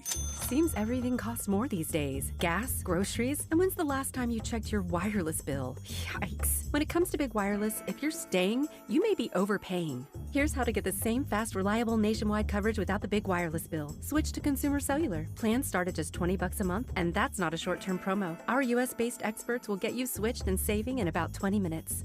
Call 1-888-FREEDOM or visit consumercellular.com and start saving today. Plans include $5 credit for auto pay and e-billing. Febreze. It's a classic odor tale. You fried fish for dinner, cleaned up, but the smell is still in the house. And the neighbors are coming over for game night. They're on their way. And then you spray Febreze Air Mist. Febreze Air starts working instantly to fight even your toughest odors, so you go from fish to fresh like that. Now all you have to worry about is Pam cheating at charades. Breathe happy, Febreze. La la la la la. You wouldn't trust a butcher to babysit your pet pig. You wouldn't trust a lumberjack to repair your antiques. Or a professional wrestler to be your massage therapist. So why would you trust anyone but AMCO to fix your car? For over 50 years, we've been the trusted experts in transmission repair. Check out AMCO's multiple financing options, so you can fix it fast and pay it off slow. AA MCO. Something amazing is happening. Technology is working harder, faster, and more reliably. It's delivering results that work. But who makes technology work? CDW. We're a full-service technology solutions provider, advising our clients and designing customized solutions so they can reach their goals and do amazing things. CDW. Make amazing happen. Find out more at cdw.com. William is one of millions of Americans who uses GoodRx to save on the cost of their prescriptions. My oldest daughter, Camilla, 2 days old, she had to have open heart surgery. All of a sudden, she's on 5 different medications. It adds up at the end of the month. Me and the pharmacist got so tight. She said, GoodRx save you a lot of money. Saving that extra $200-300 a month. We're able to do all these extra activities, so it puts less stress on our household, and it puts less stress on our pockets. Download the free app or visit GoodRx.com and start saving today. GoodRx user compensated for their time. GoodRx is not insurance, but can be used instead of insurance. Hi, I'm Utah Tax Attorney Jordan Wilcox. In these trying times, when inflation is out of control and our paychecks give us less and less money to support our families, the last thing any of us can afford is for the IRS to garnish wages, levy bank accounts, or seize assets. It's important now more than ever to protect your financial security. We have reduced our tax liability by over $42,000. $66,300. Let us safeguard you. Visit endtaxworry.com. We have saved countless taxpayers like you millions of dollars, kept businesses in operation, and ensured that our clients receive the best possible outcome. Nearly $65,000. $12,000 is something that you can look at and say, okay, I can handle that. I'm Jordan Wilcox, your Utah tax attorney. You work hard for your money. Let us work hard for you. Visit endtaxworry.com. We're very grateful.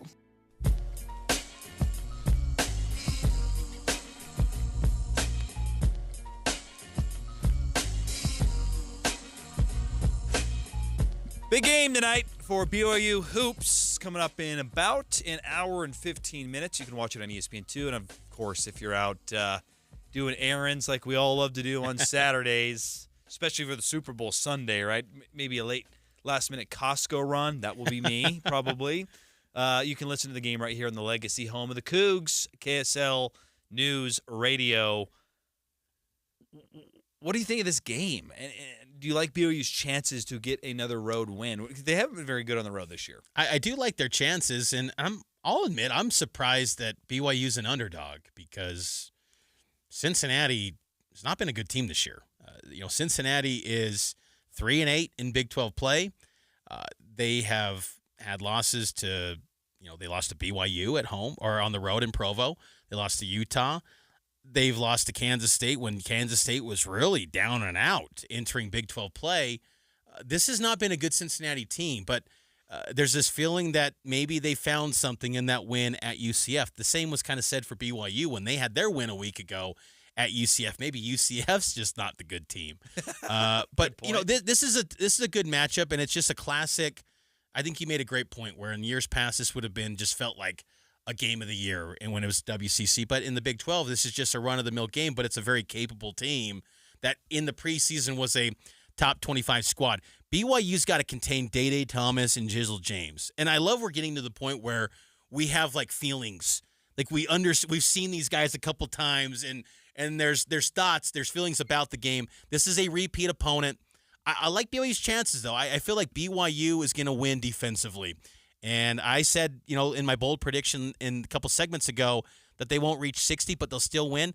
I think BYU wins this game in a defensive slugfest against the worst offense in the Big 12, 59-56. I think BYU gets it done on the defensive end. I think that would be something Kevin Young would be really happy about. There's a lot of fans right now that I think have cooled off after the loss against Arizona, and I just came away from that game with different feelings. Yeah. I felt like Arizona is probably, if not the best team in the Big 12, second or third best team in the Big 12. They are really good, and they were a mismatch problem for BYU, and they took advantage of those mismatches.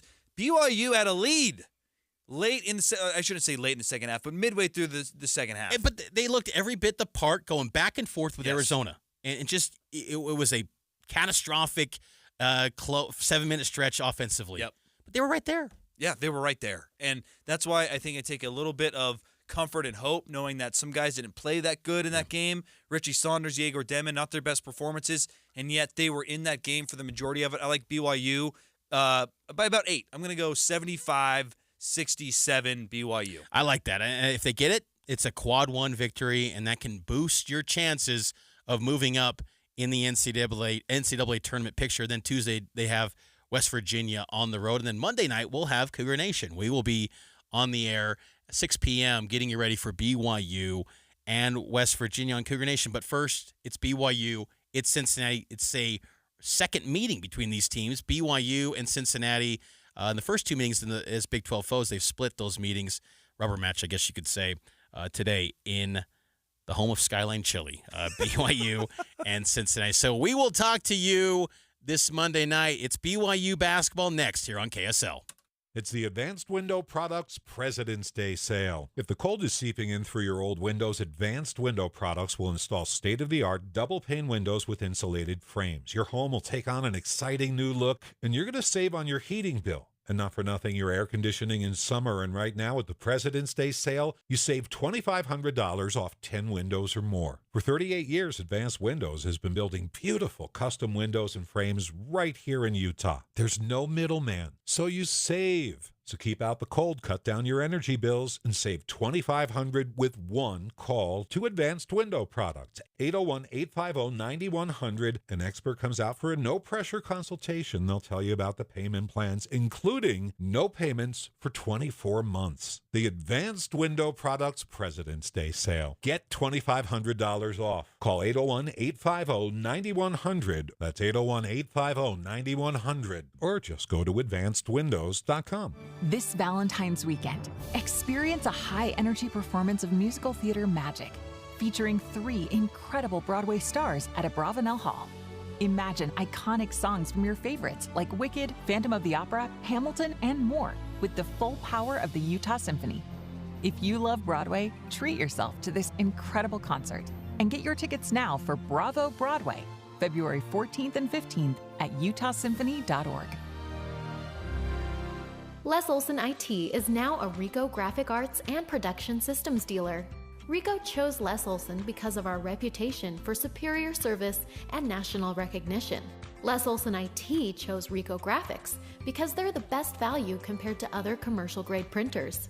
Rico excels in high volume, high speed, high resolution, and offers an exciting 5th color. Learn more at lesolson.com. Les Olson IT. When you need a new water heater, you need it right now. Yep, can't wait on that. When you need a new furnace or a new air conditioner come the summertime, you need it right now. So Superior Water and Air has a wonderful program where they can help you with financing. If you need it, get it today and pay it off when you get your tax refund or just over time. And that's one of the great things is they have multiple financing options. It's not just one, okay, you've got to do it this way. It's, you can wait till just after your tax refund. Well, what if you need no payments until later in the year? Yeah. They can work with you like that because, look, they want to help you get you back on your feet with the thing that doesn't work that you got to use. Yeah. And they'll just work with your situation. What a great way to do it. I loved introducing you to my friends at Superior because they're just great people. And when you invite somebody into your home, you want to feel good about them. Yeah, and they're so customer-centric. That was what really impressed me was they wanted to work with me and my family, whatever needs we might have. Right. They want your home to be safe and clean. Superior Water and Air. Here's the number, 801-872-8483, or go to superiorwaterandair.com. There she is, founder and CEO. High five. Dave can't stop celebrating with every business owner in town. All right, Baker Man. High five. He's sharing the excitement of big savings with the Comcast Business 5-year price lock guarantee. Ooh, up top, Bike Shop. Yeah. It's 5 years of gig speed internet. Quick, high five. 5 years of advanced security. 5 years. And 5 years of a great rate that won't change. Yeah, law partners. Chamberlain, Messelthorpe, Dubois. All from the company with 99.9% network reliability. Switch today and get the 5-year price lock guarantee. 5 years. It's back, but only for a limited time. Woo! Powering 5 years of savings, powering possibilities. Comcast Business. Can't forget you, voiceover guy. Ah, thanks, Dave. High five. Ends 3/9/25. Guaranteed rate applies to monthly service charge for new customers on qualifying internet bundle, excluding taxes and fees. Other restrictions apply. Seems everything costs more these days. Gas, groceries, and when's the last time you checked your wireless bill? Yikes. When it comes to big wireless, if you're staying, you may be overpaying. Here's how to get the same fast, reliable nationwide coverage without the big wireless bill. Switch to Consumer Cellular. Plans start at just $20 a month, and that's not a short-term promo. Our US-based experts will get you switched and saving in about 20 minutes. Call 1-888-FREEDOM or visit consumercellular.com and start saving today. Plans include $5 credit for auto pay and e-billing. With Progressive's Name Your Price tool, you get coverage options based on how much you want to pay for car insurance. And then you decide how to spend the rest of your money, because you're in charge. And right now, you're going to pay for groceries. But you decide what groceries. Just keep in mind you're running out of dishwashing soap. But you decide if you're going to buy that soap. Just those dishes won't clean themselves, will they? Remember, with Progressive's Name Your Price tool, we'll help you find coverage at a fair price. And then, you're in charge. Progressive Casualty Insurance Company and Affiliates. Not available in all states. Price and coverage match limited by state law. When a woman experiences an unplanned pregnancy, she often feels alone and afraid. So many times her first response is to seek out an abortion. But because of generosity of listeners like you, that search may lead her to a preborn network clinic where she will choose life, not just for her baby, but for herself. Preborn offers God's love and compassion to hurting women and then provides a free ultrasound to introduce them to the life growing inside them. This combination brings the ultimate miracle of life to life, which is why Preborn sees on average 200 babies saved every day. It was like the beginning of my healing journey. They do an ultrasound, and that's when everything changed, because when I saw my baby and when I heard her heartbeat, that was it. Your tax-deductible donation of $28 sponsors one ultrasound and doubles a baby's chances at life. How many babies can you save? Please donate. Just dial pound 250 and say the keyword baby. That's pound 250 baby, or visit preborn.com/hope. That's preborn.com/hope. Sponsored by Preborn. In 2024, dating is a disaster. We've been ghosted, breadcrumbed, stuck in situationships. Hi, I'm Debbie. I'm Caitlin. Welcome to our new podcast, Dating at Her Age. Dating has been so dicey for us, we asked KSL, can we launch an all-new podcast about it? People use these dating apps. You're not really dating when you're on the dating app. Dating at Her Age. Brought to you by Mountain Home Services. A new episode drops every Thursday on KSLNewsRadio.com. Don't miss the Dave's Bernina Super Weekend Sale at their Provo and St. George locations. Save up to $2,500 on Bernina long arm machines. The B500 and 700 models start as low as $1,999. Come see the Bernina 990, the most amazing revolutionary sewing machine in the world. All machines are on sale. Low 2.9 interest for 60 months. Amazing bargains on trade-ins, classroom, and demo machines. Dave's Bernina, 691 East St. George Boulevard and 2017 North 550 West in Provo. The Salt Lake Chamber is Utah's voice for business. Okay, that sounds great, but what does it really mean? Well, as Utah's largest and longest-standing business association, they support and champion community prosperity throughout the state. And if you're in business, well, that's a very good thing for you. Be sure to listen to the Chamber's Speaking on Business, weekdays at 7:20, 11:55, and 5:20 p.m. on KSL News Radio. Attention homeowners, it's Freeberary at Yes Air Conditioning, Heating, Plumbing, and Electric. Get a free furnace and smart thermostat with the purchase of select new cooling systems. That's right, purchase a new system from the pros at Yes and get a furnace and smart thermostat absolutely free. We offer expert technicians, flexible payment options, and our exceptional service guarantee, ensuring your peace of mind. Request your complimentary consultation from Yes today. Call now or visit theyesmancan.com for details, terms, and conditions. The following is a presentation of the new skin, BYU Sports Network. BYU Cougars basketball is on the air. Kata touch pass Richie for an open three, knocks it down! Richie Saunders! This is Cougar Pregame Live, brought to you by Mountain America Credit Union. Mountain America, guiding members forward for more than 80 years. Getting you ready for BYU versus Cincinnati. Here's your host, Ben Bagley. Hey, good afternoon, BYU basketball fans, and welcome into Cougar Pregame Live, presented by Mountain America, the official credit union of BYU Athletics. Tonight, the BYU Cougars hit the road for back-to-back roadies beginning today in the Queen City to face the Cincinnati Bearcats. BYU currently sits a game above 500 in Big 12 play at 6-5. That's good enough to put them into 6th place in Big 12 play going into competition today. The Bearcats, they are in 13th place with a 3-8 conference record. The Bearcats and the Cougars faced each other just 2 weeks ago, 2 Saturdays ago, right here in Provo at the Marriott Center. BYU won that game handily, 80-52, giving the Cougars their second win in their 4-game win streak that was busted last Tuesday in the loss to Arizona. Richie Saunders led the Cougars in that game with 21 points, while Yegor Demon came out of a shell and scored 15 and had 7 assists and 5 boards. Simas Lukausis was the only Bearcat to score in double digits in that game, netting 14 points in the loss.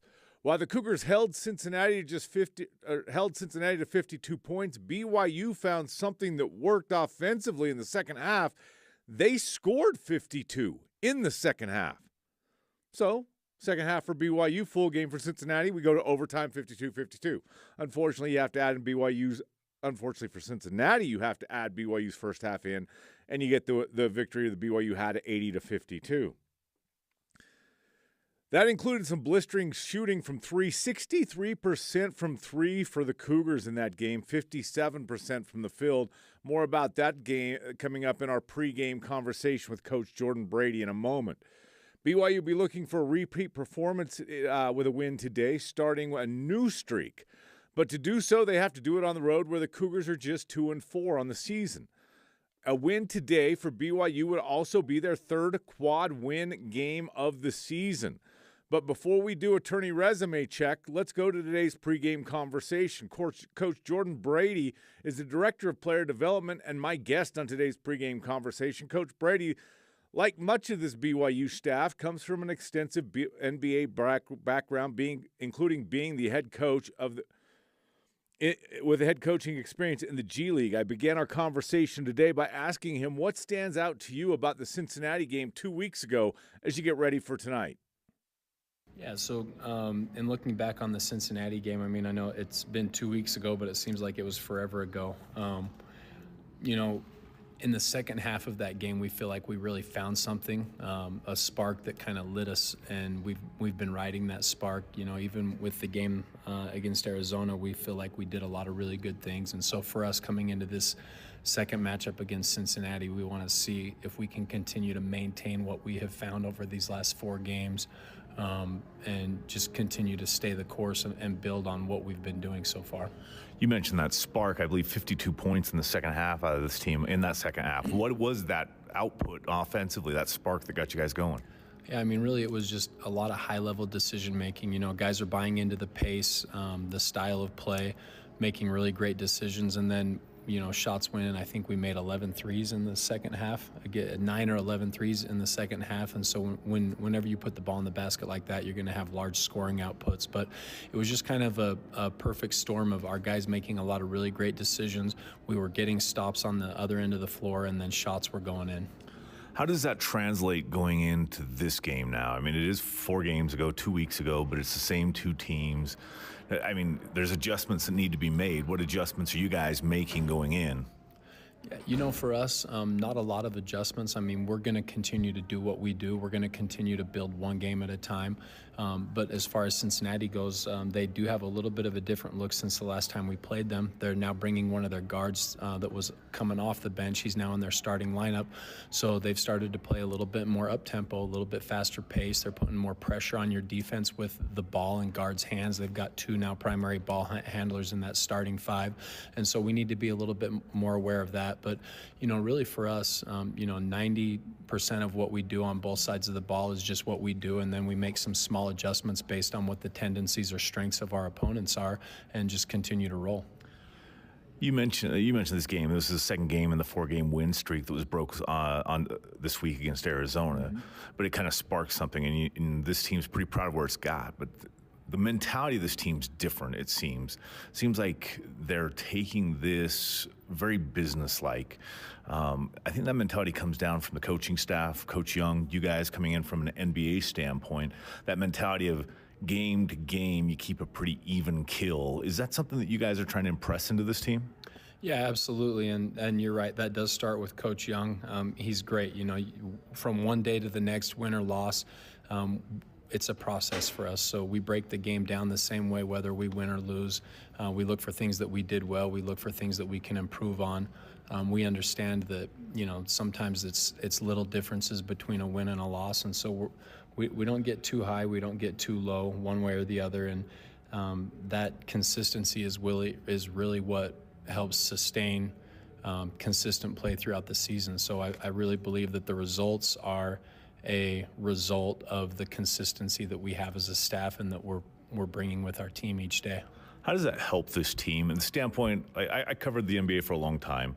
It's kind of that NBA mentality of we're on to the next game. As soon as the buzzer sounds, we spend 5 minutes and we're on to the next game. Kind of win or loss, it doesn't really matter. But in college, people are used to the kind of the highs and lows of wins and losses and the emotional roller coaster.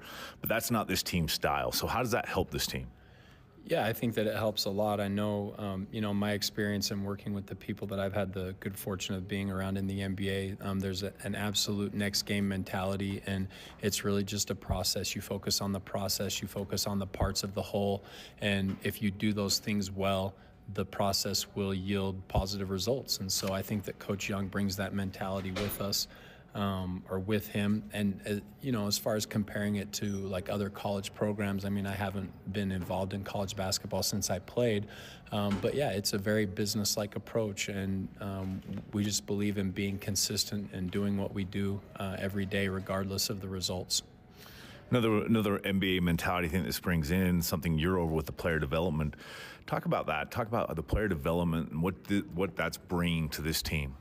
Yeah, the player development model we feel like has been really positive up to this point. We have a strong team in place that, it starts with the on-court workouts, but then it's complemented by the strength and conditioning with Coach Davey, the nutrition with Danielle, the athletic training with Rob, the mental performance with Doc Manning, and we have all of these pieces working together, and we feel like a lot of what we're doing is starting to really come together. And I think that you can see some of the results of that on the court. We're really specific and intentional with everything that we do with our athletes in all of those areas that I discussed. And it's something that we take a lot of pride in, and we put great effort into making sure that each athlete is getting what they need individually within what we're doing as a team. And I feel like that's been part of the success that we've had up to this point.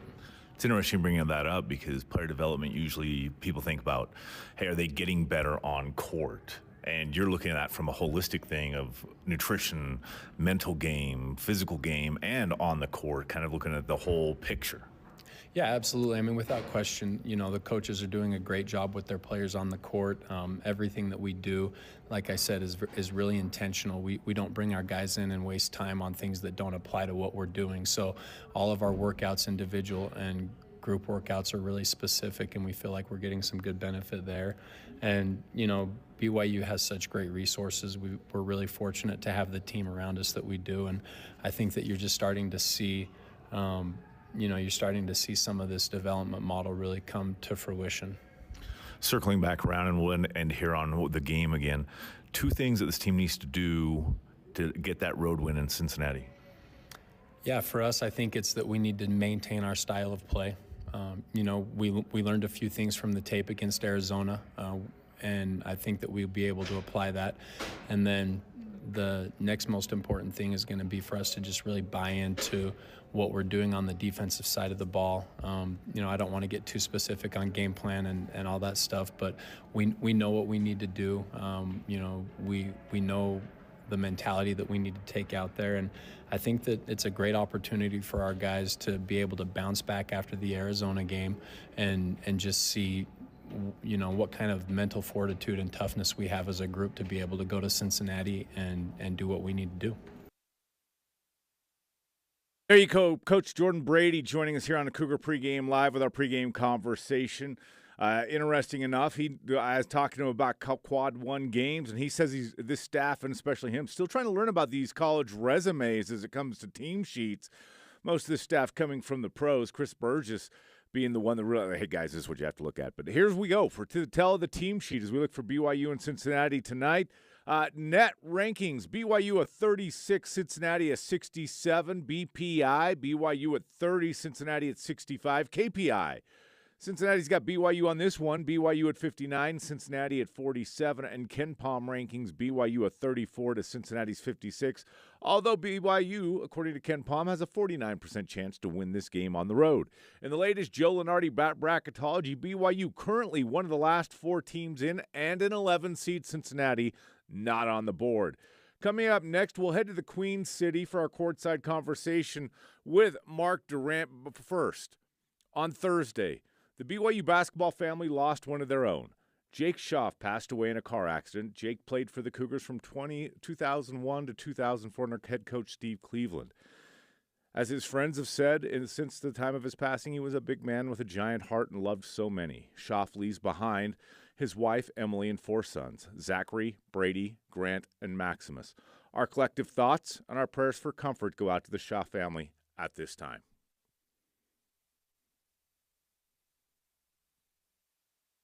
At Smith's, an annual Boost membership just got even better. Now you can choose from Disney Plus with ads, Hulu with ads, or ESPN Plus on us when you sign up. Plus, enjoy unlimited free delivery, double fuel points, exclusive offers, and free items. Sign up for a Boost membership today. It's an easier way to save, including new streaming options to relax with while we deliver your groceries. Smith's, fresh for everyone. Restrictions apply. See site for details. Rise and shout day in and day out with an official BYU card exclusively at Mountain America Credit Union. Get it as debit or credit and in 2 designs. Enjoy more rewards and lower rates. Show that you are loyal, strong, and true. Get the BYU card made for you only at Mountain America. Apply online at macu.com/GoCougs. Insured by NCUA. Membership required based on eligibility. Loans on approved credit.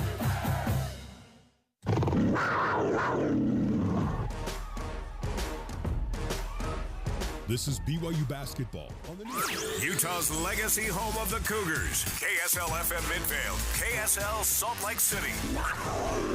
And now for the Doug Smith Kia to the game. Okay, the key to BYU winning this game. No, not key to the game. Kia to the game. What? Doug Smith Kia. Like the all-new electric EV6 or the 7-passenger Sorrento. Doug Smith's got all kinds of Kias to the game. What makes it a Kia to the game? Well, Tom, my echoey voice. That's just... Thank you for listening. Once again, this has been Doug Smith's Kia to the game. Okay, that's good. Whoa, Dave! Sorry, I'll go grab some paper towels.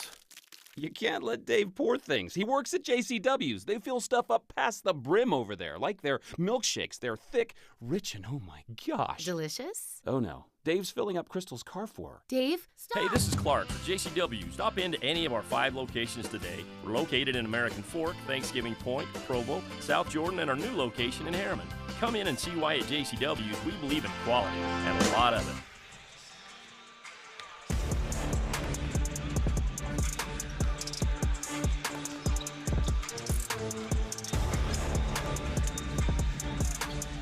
Here's Ben Bagley with more Mountain America Cougar Pregame Live on the new skin, BYU Sports Network.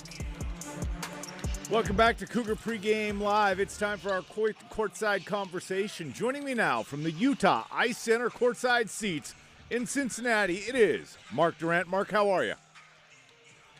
Ben, I'm doing great. This is a bit of a homecoming for me being in Cincinnati. I love this place. I served my mission. Part of my mission here, and I spent the day visiting my old haunts, and this is pretty cool. UC was in my area for a long time, so it's like being back home. Wow, I did not know that. That's cool. That's cool, Mark. So let me get you were serving your mission there about the time that Oscar Robertson was playing for Cincinnati, right?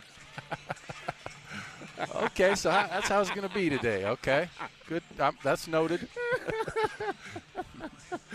I am looking at Oscar on the retired player. He was something else, man. Kenyon Martin, he's good too. Yeah, no kidding. We just did a big story on Oscar Robertson for the last game against Cincinnati. A really cool story. So check it out. If you're not familiar, kids, with Oscar Robertson, he was pretty darn good at basketball. You should go check it out. Hey, let's talk about this game today. Cincinnati Part 2. Just two Saturdays ago, you guys were calling a game at the Marriott Center with this team. The pros and cons of playing a team back-to-back so close. Well, it's harder. It definitely is harder.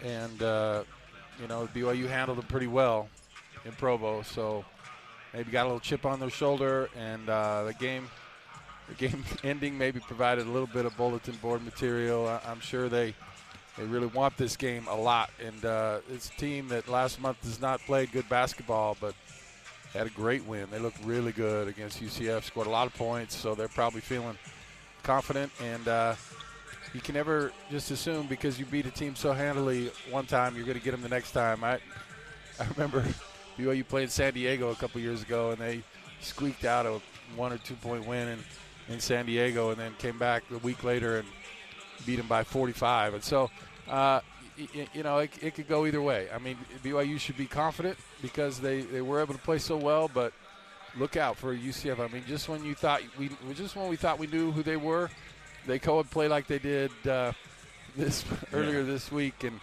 just played really good basketball. Maybe that, they're playing looser, they're playing smaller, quicker.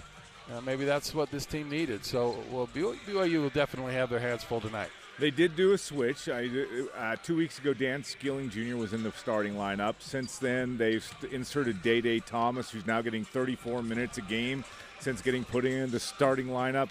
And since then, you mentioned they're playing a little bit better. Do you expect that to make a huge difference from the BYU standpoint when they're looking at Cincinnati? I don't think you make too many adjustments with what you want to do. They're still a team that is kind of a 2-point team, and a little bit similar to Arizona. Not the scorers and players Arizona has. Similar type of basketball. Maybe they'll try to spread the floor a little bit more and shoot more outside. But I think your approach is the same as it was, and you hope those kind of things work. Be ready to make adjustments. I think this game will be more about BYU than it is about Cincinnati. what team for BYU is going to show up. Is it going to be that hot shooting team we saw in that 4-game win streak, shooting over 40, 45% from three, or is it going to be a team that's going to struggle from the three-point line again, and like we saw against Arizona? And if that's the case, it could be a similar result to Arizona. I mean, the more I watch this team, the more I think they're reliant on good shooting. I mean, that seems like a pretty obvious thing, but it's pretty straightforward that if BYU has a good shooting night, they usually win games. You mentioned shooting in that game against Cincinnati 2 weeks ago. 52 points in the second half after holding Cincinnati just to 52 on the game. But they shot 63% from three and 57% from the field. And that kind of sparked a couple of games where BYU shooting was really solid. I think the Arizona game was a little bit different. There are a lot of balls going to the hoop in that game. But in this last 7 minutes of that Arizona game, BYU couldn't hit a shot. But that was the first time since that Cincinnati game where the shots struggled to fall. You look at that Arizona game, anomaly, or is there something to be worried about there? Yeah, I mean, that's the real question, isn't it, Ben? Is that UCF an anomaly for Cincinnati? Was Arizona an anomaly for BYU? You take those two games out of the mix, and BYU was playing amazing basketball, and UC was really struggling. So, I mean, maybe we'll get the answer. One of those answers will be right, I think, tonight. But I'm going to assume that was just a bit of a bump there for BYU, and that they can come back and continue that really good play that they had shown, and play with confidence, play with a little swagger, and that's what you need on the road. The road is a tough mindset, and you tend to play faster. You tend to get sped up on the road because of the crowd and the energy you're getting from your opponent, and the teams that can kind of keep their cool and not speed up their own play and just kind of play like they play have success. But it's really hard to do. I mean, it's tough to play on the road, so I think this will be a toss-up as to which team we'll see win tonight. I want to ask you one final question. This is a big-picture conversation. You and Greg get to talk to Coach Young after every game. Something I noticed, and I'm a little slower than most people, so it didn't really hit me in the face until after the Arizona game. Coach Young is the same guy post-game in a win or a loss. He's really got that NBA mentality where it's in the NBA it's one of 82. Now, you don't get 82 games in college. Got that even kill personality to where it's not we're going to move on to the next game whether it's a win or a loss, so there's no need getting high emotionally or low emotionally after a game. Are you seeing that bleed over into the kind of the team as they continue on with Coach Young at the helm? I think so. I really value that about him. Clearly you want your coach to win and have an amazing drive to be successful, and he does. But I don't think it helps you to go either way, to get too high or too low, and then you're you're riding this roller coaster, and you want your guys to treat it more like a business, more like the NBA. That's not to say you're not playing with passion and wanting to win, but I think the steadiness is valuable and is the best course over the long haul. So, when you're playing in those big games, and it's just another. I'm just going out doing my job. It's not the most important thing in life here, and so I really value that about him. But again, that's not to say he is not completely and utterly driven and wants to win games, but I don't think that serves anybody well to be too high or too low after a win or a loss. Yeah, no, in saying what I said, there's no doubt that Kevin Young has a competitive fire. You watch him coach, you know that. Yeah, I mean, it's been so fun to watch him and his staff, and we're traveling a little bit more with the team this year, and so we get kind of a behind-the-scenes look, and I just been utterly impressed with Coach Young. I just think he's fantastic, and he's going to have just a long and amazing career, and he's getting better. He's really good, but he's going to get better. He's driven to be better, and so I think the future's bright for BYU. All right, Mark, take care. We'll get to you and Greg here in just a moment. All right, my brother. Later. Go to BigOTire.com and make an appointment at one of 50 locally owned and operated Utah locations. Big O Tires, the team you trust. After a quick timeout, we'll look at the Big 12 scoreboard from today's action, including a rivalry upset. You're listening to Cougar Pregame Live on the new skin BYU Sports Network. When you need mealtime inspiration, it's worth shopping Smith's for thousands of appetizing ingredients that inspire countless mouth-watering meals. And no matter what tasty choice you make, you'll enjoy our everyday low prices. Plus, extra ways to save, like digital coupons worth over $600 each week and up to $1 off per gallon at the pump with points. So you can get big flavors and big savings. Smith's, fresh for everyone. Fuel restrictions apply. Like the BYU Cougars, Zions Bank has a long, storied history and a loyal fan base. But we're more than just your bank. We're your neighbors. With more than 120 branches to serve you throughout Utah and Idaho, coupled with the convenience of mobile banking in the palm of your hand, we're here for you, wherever you are. For all of your personal and business banking needs, visit us online at zionsbank.com or stop by your local Zions Bank branch to meet with a banker in person. Let us show you all the ways. Zions Bank is for you. Utah's legacy home of the Cougars. KSL FM Midvale. KSL Salt Lake City.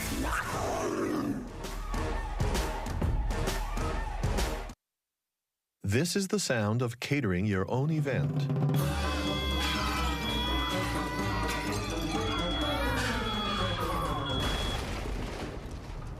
This is the sound of BYU Food to Go catering your event. For a more tranquil event experience, use BYU Food to Go, pickup or delivery. Order online at dining.byu.edu or call us at 801-422-5001. And now for the Doug Smith Kia to the game. Okay, the key to BYU winning this game. No, not key to the game. Kia to the game. What? Doug Smith Kia, like the all-new electric EV6 or the 7-passenger Sorrento. Doug Smith's got all kinds of Kias to the game. What makes it a Kia to the game? Well, Tom, my echoey voice. That's just... Thank you for listening. Once again, this has been Doug Smith's Kia to the game.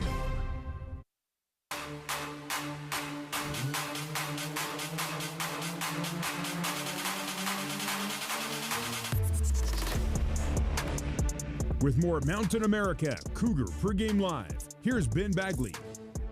Welcome back to Cougar Pregame Live, presented by Mountain America Credit Union, the official credit union of BYU Athletics. We're getting you ready for the BYU Cougars at the Cincinnati Bearcats. 3 finals in the Big 12 thus far today. Eighth-ranked Iowa State takes care of business at home against TCU 82-52. Kansas State with an upset over 16th-ranked Kansas 81-73. And Baylor holds serve at home with a 91-76 win over UCF. Couple of games in action, Houston and Colorado, Utah, West Virginia.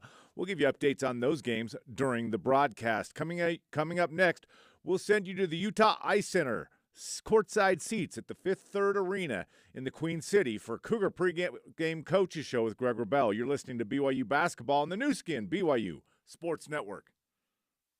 The power of we believes in you. It advocates for you. It completes your circle. It makes sure you have the strongest circle possible.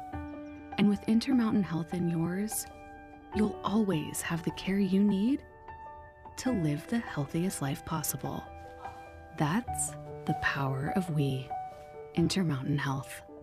Like the BYU Cougars, Zions Bank has a long, storied history and a loyal fan base. But we're more than just your bank. We're your neighbors. With more than 120 branches to serve you throughout Utah and Idaho, coupled with the convenience of mobile banking in the palm of your hand, we're here for you, wherever you are. For all of your personal and business banking needs, visit us online at zionsbank.com or stop by your local Zions Bank branch to meet with a banker in person. Let us show you all the ways. Zions Bank is for you.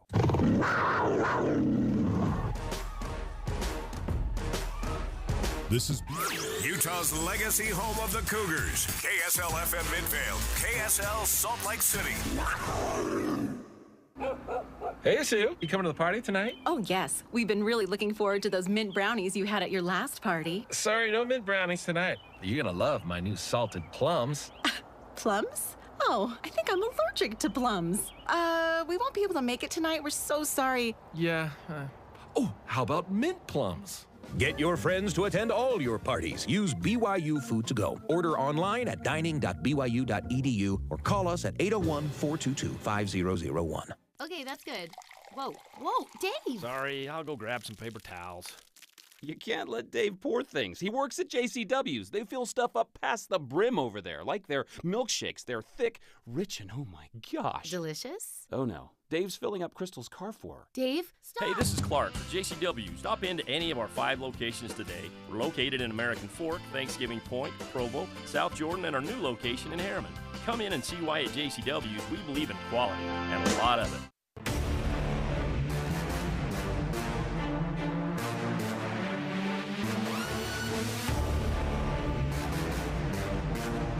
This is the Zions Bank Cougar Pregame Coaches Show on the new skin, BYU Sports Network. Zions Bank. For all your personal and business banking needs, Zions Bank is for you. Let's take you courtside and join the voice of the Cougars, Greg Wrubell. Good afternoon, Cougar basketball fans, and welcome courtside inside Fifth Third Arena on the campus of the University of Cincinnati, as the BYU Cougars visit this venue for the first time ever and play in the city of Cincinnati for the first time in 94 years. BYU coming into this one looking to bounce back after a Tuesday night home loss to Arizona that ended a 4-game win streak. Cincinnati opens a 2-game home set today with some momentum after a Wednesday road win at UCF, a victory snapping a 4-game losing streak. I'm Greg Wrubell. I've got your play-by-play call today, joined as always by my broadcast partner for the last 28 seasons of Cougar Hoops. He's the former BYU Ironman, Mark Durant, back in his old Mission stomping grounds this weekend. And Mark, BYU was really rolling, and Cincinnati was really reeling. Now the complexion of tonight's game has changed a bit. It was always going to be a challenging game for the Cougs, of course, coming on the road. But after the Bearcats scored 93 in Orlando, tall order just became a tougher task suddenly. Yeah, just when you think you know the teams in this conference, they go out and totally shock you. And UCF was really UC is really struggling. They go have maybe their best game of the year. UCF scored a ton of points, which is unlike them. Made some changes, and they're playing loose. They're playing free. They're playing well. And BYU, who was doing all of those things, had a real setback against Arizona.